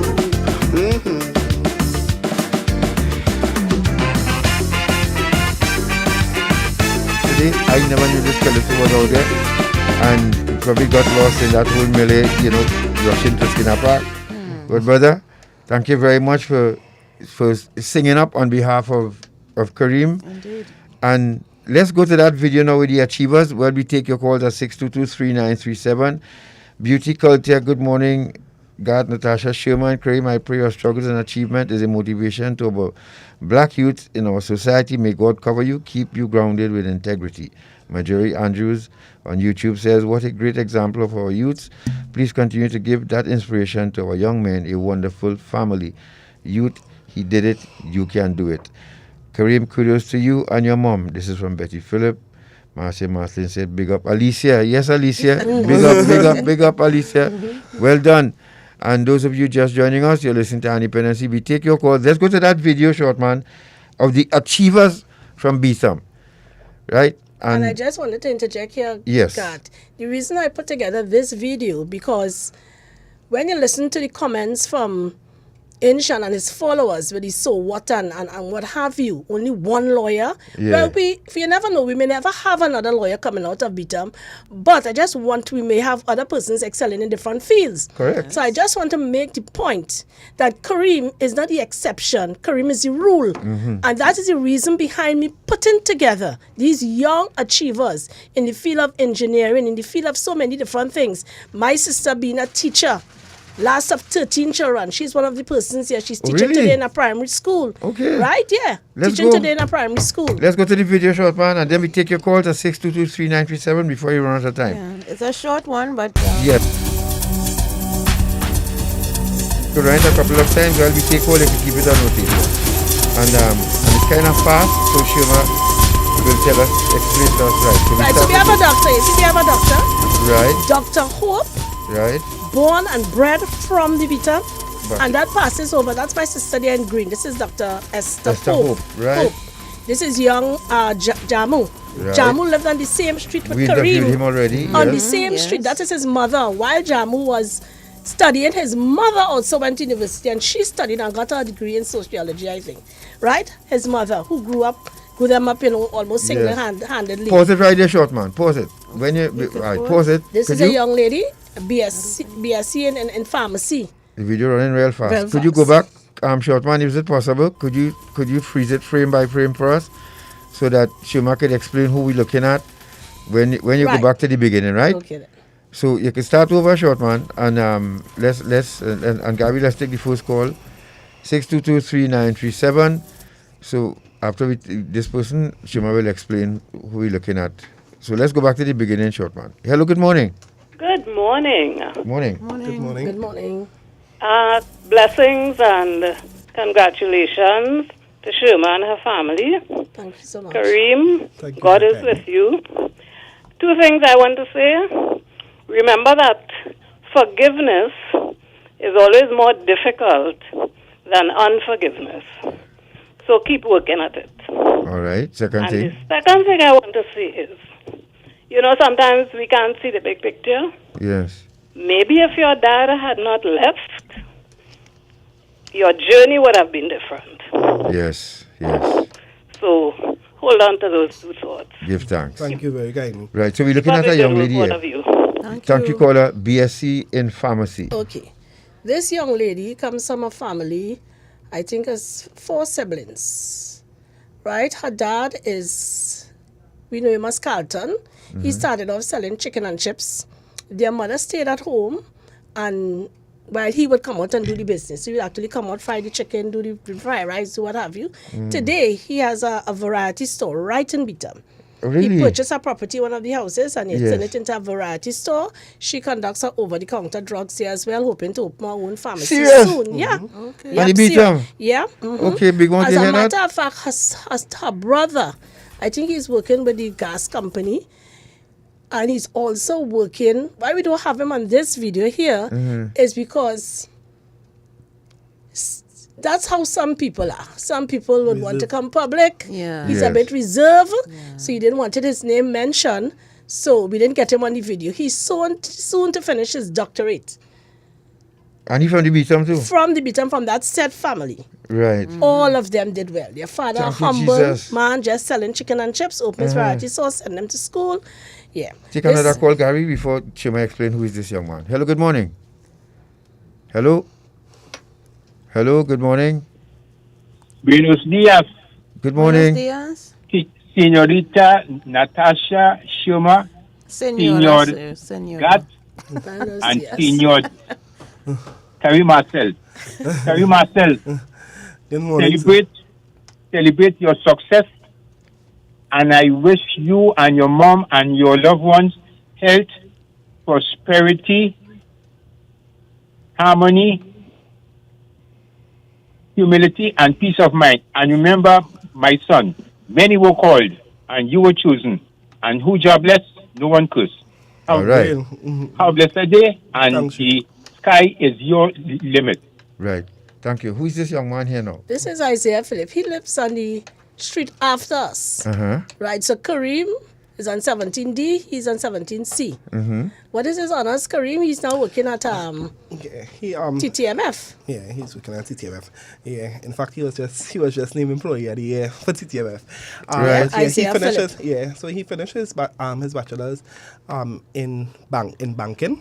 Uh-huh. And he just finished another postgraduate certificate program. I think it's with accounting as well. Uh-huh. So he just finished that and should be graduating sometime very. And he's from the Beetham too, right? Right from the Beetham. Go to the next picture, short man. That's one of my real close and good. Lovely. Yeah. No, I want people to know because so what? So what, Evil? Yeah. So what? Here we have more of achievers. Who is this young lady? This That's is your sister? this is my baby sister, last of 13 children. Uh-huh. And she attended Belmont Junior Secondary School. Then she went on to Southeast Secondary. And she started her family. She's married. And mind you, see how little she is, but she talawa. How many children she has, Kareem? 7 children. 7. She never let that deter her. She have a twin inside of there.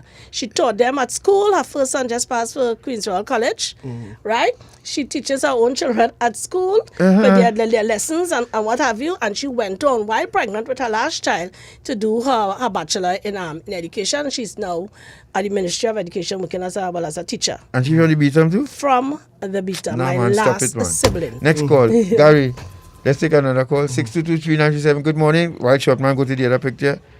Hello. Morning. Hello. Good morning. I'm calling from La Hocketa. Welcome. I listened and I felt so happy. I would like to congratulate that young man. And I personally would like to tell Loudmouth, who God bless, no man curse. Thank you. This child is a star that pitch. That is it. And we always look down at people. But when you are climbing the ladder, you just keep going up on that ladder, son. Bless you. Bless you. God loves you, and we love you too.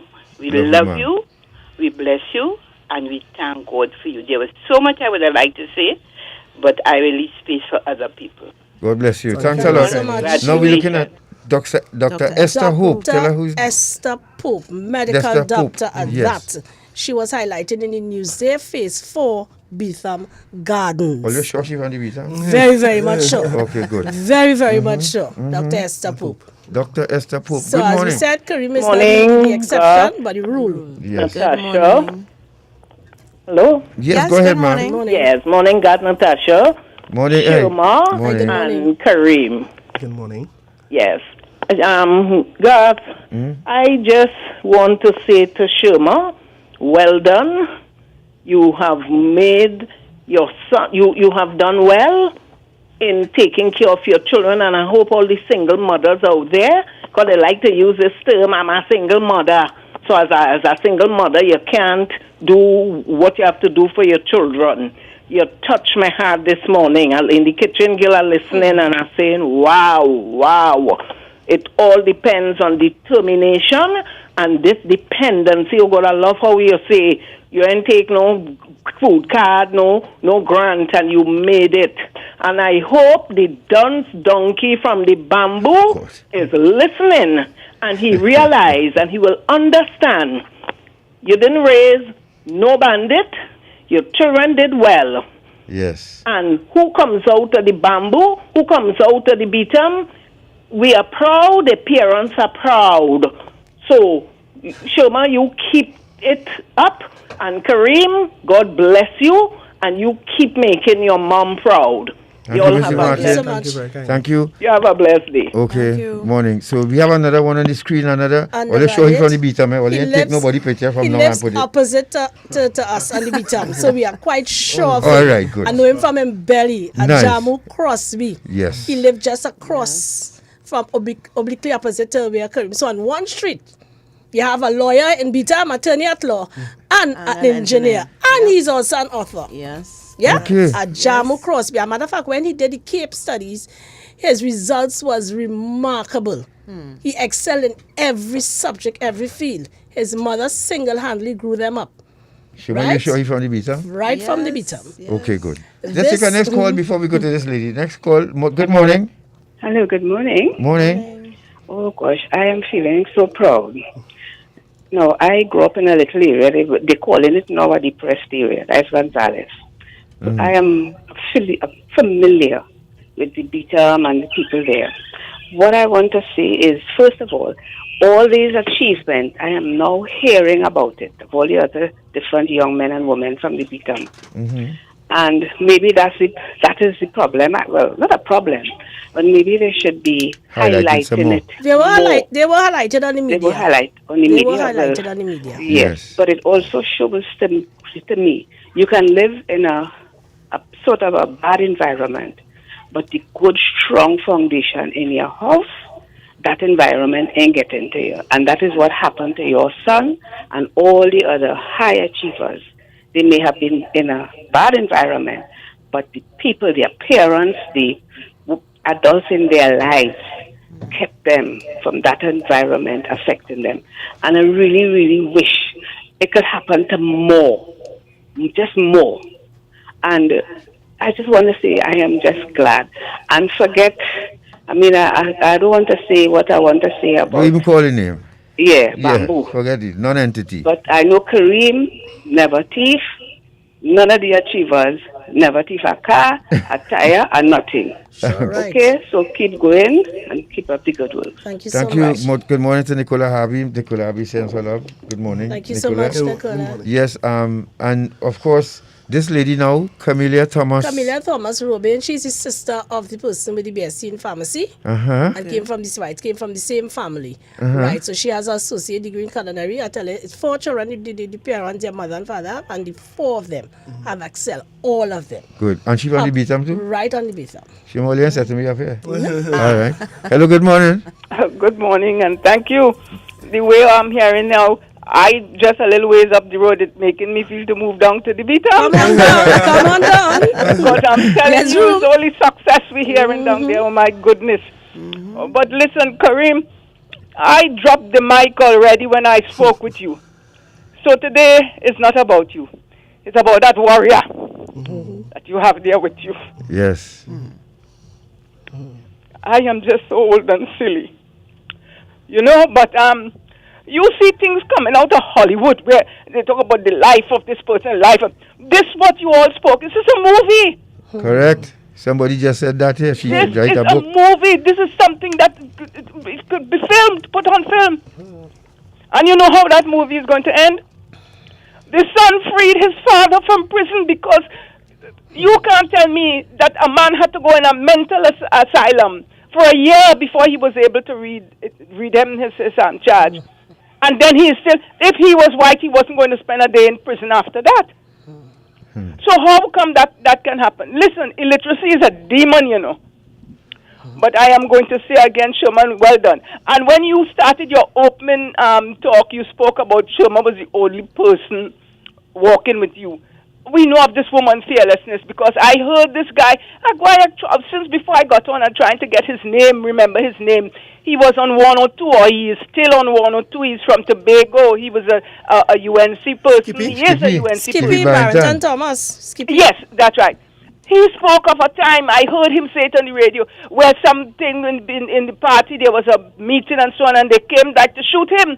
And he said if it wasn't for Sherma, he gave thanks to Shuma for saving his life. So her fearlessness is renowned. All right, my dears, you all keep it up. Thank you so All much. right. Most welcome. And this is Ajamu Crosby and his Yes, mom. and his mom is here. Right. She's in her graduating gown. Yes, she was Right. encouraged by him. Right. And they both study together, and she now has Serious? Yeah. What? She has has a degree, and I think it's in sociology. But Ajamu didn't tell us that. So his mother too, and she from the Beetham too? Right on the Beethams. Only said to me with these pictures here, right? Hello. These okay, good. Good morning. Hello. I think there's one more. There's one more picture, I think. Or is this it? 6223937. Good morning. Hi, good morning. Morning. Okay. God. Yes, sir. It's your Bridget. Bridget. Shuma. Hello, good morning. Kareem. Hey, good morning. Kareem, how you going, man? Oh, I know. Pastor Google. Yes, this is Hey, my I bedroom. recognize his voice. This is my bedroom. Yes. Highlighted my music non-stop. I also don't play that song that you played, God. Right, true. Yeah. I played this song that you played. Yeah. Right. Second I play half. that all the time. All the Right. time I would play that song in support of my boy, Kareem. Yes, my friend. Yes, My little brother, Kareem, how you going, man? I cool my big brother. Even though I am out there fighting for him, battling for him all the time, especially when we have people out there who spreading fake news and disrespecting about him and Yes. disrespecting him and stuff like that. And I want to say to Kareem, you don't know. I think I told you, I'm doing introduction to law, and part of it is because of you. Because I said to myself, nah, man, if my little brother could do it, then I could do it. And I want to thank you for, inspiring other young men to believe that they can achieve. All right, my brother? Thank you, brother. And Shims, Google. we had to talk. Yeah. Yeah, we had to talk. Thanks for the love and support, Google. Yeah, man. You're Thanks for the most love welcome. listen, thanks for the love and support from us, Natasha and I too, Google. You're this welcome. Those are good ones. Yeah, this is very Corbin Henry, supportive. and you could hear him on Street 91.9 during the weekday. You Yeah, go over man. there and listen to Pastor Google, man. Google, God bless Man. you, my friend. God bless my you. brother. Take Yeah, care. man. All right. I just want to interject here. Sure. I think it was 2 weeks ago, the medical board would have released their graduates, Mhm. persons who have completed their medical. Put up the and took the oath of office. Right. Uh-huh. And there's a young lady, I will not call her name, Right. and I'll give you the reason why I will not call her name. She doesn't want it called, and I'll give you the reason why. She is now a doctor. She's on the Beetham too. As a matter of fact, she's my cousin's daughter, so she's like my second cousin. Right. She's a doctor. I will not say Doctor Who. Right. So we have another doctor to add to the list. So when I told her I was coming to do the program today, and I told her also that I have another video like this one to make with other young achievers, Right. and I wanted the permission to use her name, and she gave me the reason why she doesn't want me to use her name at this time. Okay. And it brought tears to my eyes. I'll share it with all listeners. She said, I'm not too sure of the posting at the moment. I'm very scared of the backlash that comes with the post. I saw they tried to rip Kareem apart, and I don't know if I'm that strong. Wow. I have two minds about it, which is why I didn't post anything myself as yet. So when I feel a bit better about it, I'll let you know. Wow. And that is what, You see what that when did we to have that? You see? monsters in our society who call Yes. themselves leaders, Yes. when we have devils out there, that is what they do to young people. Yes. Deny them that mirror to showcase themselves. And motivate others. And motivate 7 years in medical school. Yeah. And today is a qualified doctor coming out of Beetham, born and bred in the Beetham. And she's afraid to and celebrate her ashamed own achievement. because of what she saw they did to Kareem. Yeah. Yeah. How sad. Yeah. But don't take it on, sister. Congratulations. Don't worry with people, disgusting people out there who only give away things to show off what they're doing and look for kudos but giving away stuff. Don't bother with that. You keep it real. You're from the Beetham. Hello, good morning. Mr. Sinclair, Ms. Wilson, Good morning. and the gentleman in Kareem. Hey, good morning. Shuma, you know, you haven't heard his voice in a long time. This is Michael. A while we haven't talked, a couple of years we haven't talked. So true. But let me tell you this, and all them know that, all of these guys know that I just go on every radio station. I was banned from an Indian radio station because there was that talking Laventille and Beetham. And I always say this, and I would always say it. The most loving people you could get in Trinidad and Tobago come from Laventille and Beetham. And I don't care what nobody says. So true.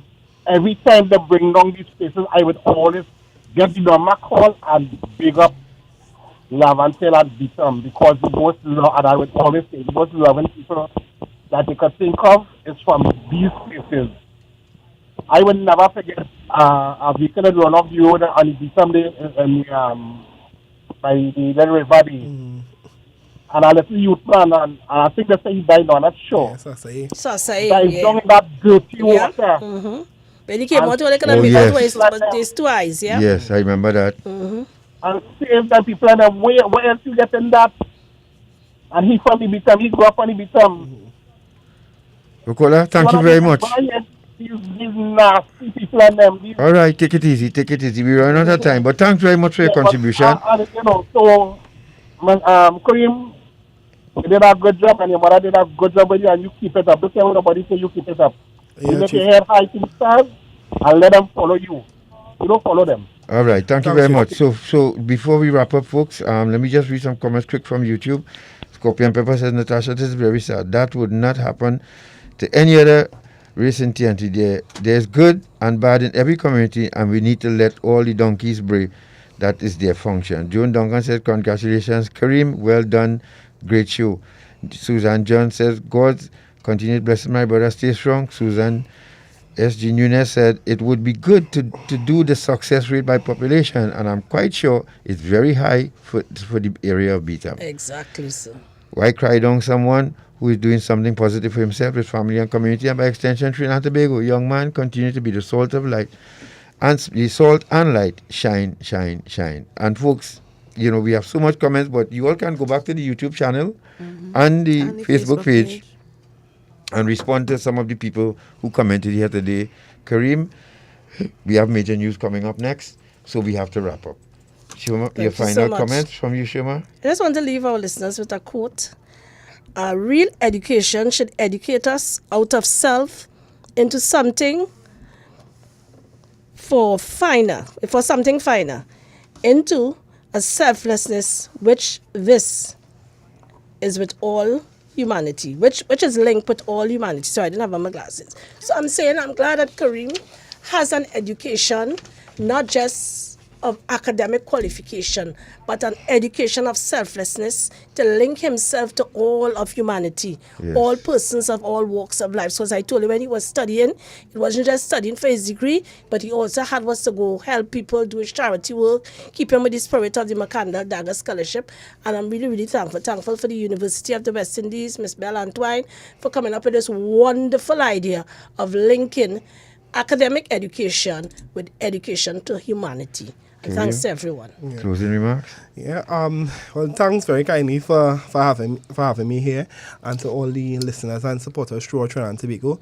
I think that the outpouring of love that I experienced, not only as I was called to the bar, but throughout my daily life after that, a whole community rooting for me, a whole country rooting for me. Whilst there have been naysayers, those loudmouths can't drown out the love and genuine support that this country has been facing me. So have been giving me. So I want to thank Trinidad and Tobago very kindly for all their love, support, and let's push. Yes.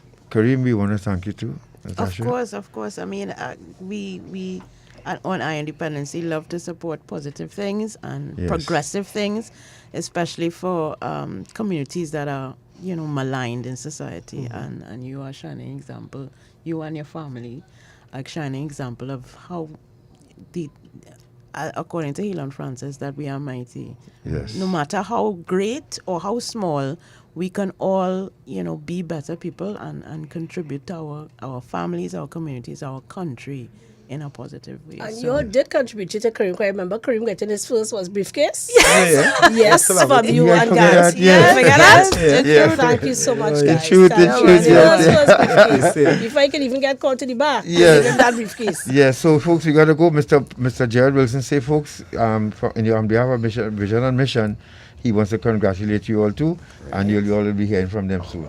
Thank you so much, everyone. Mr. Gerald Wilson, thank you very much. Major news next with Ms. Janelle Wilson. Thank you, folks. Have a great week. Be safe. Good afternoon. Good afternoon.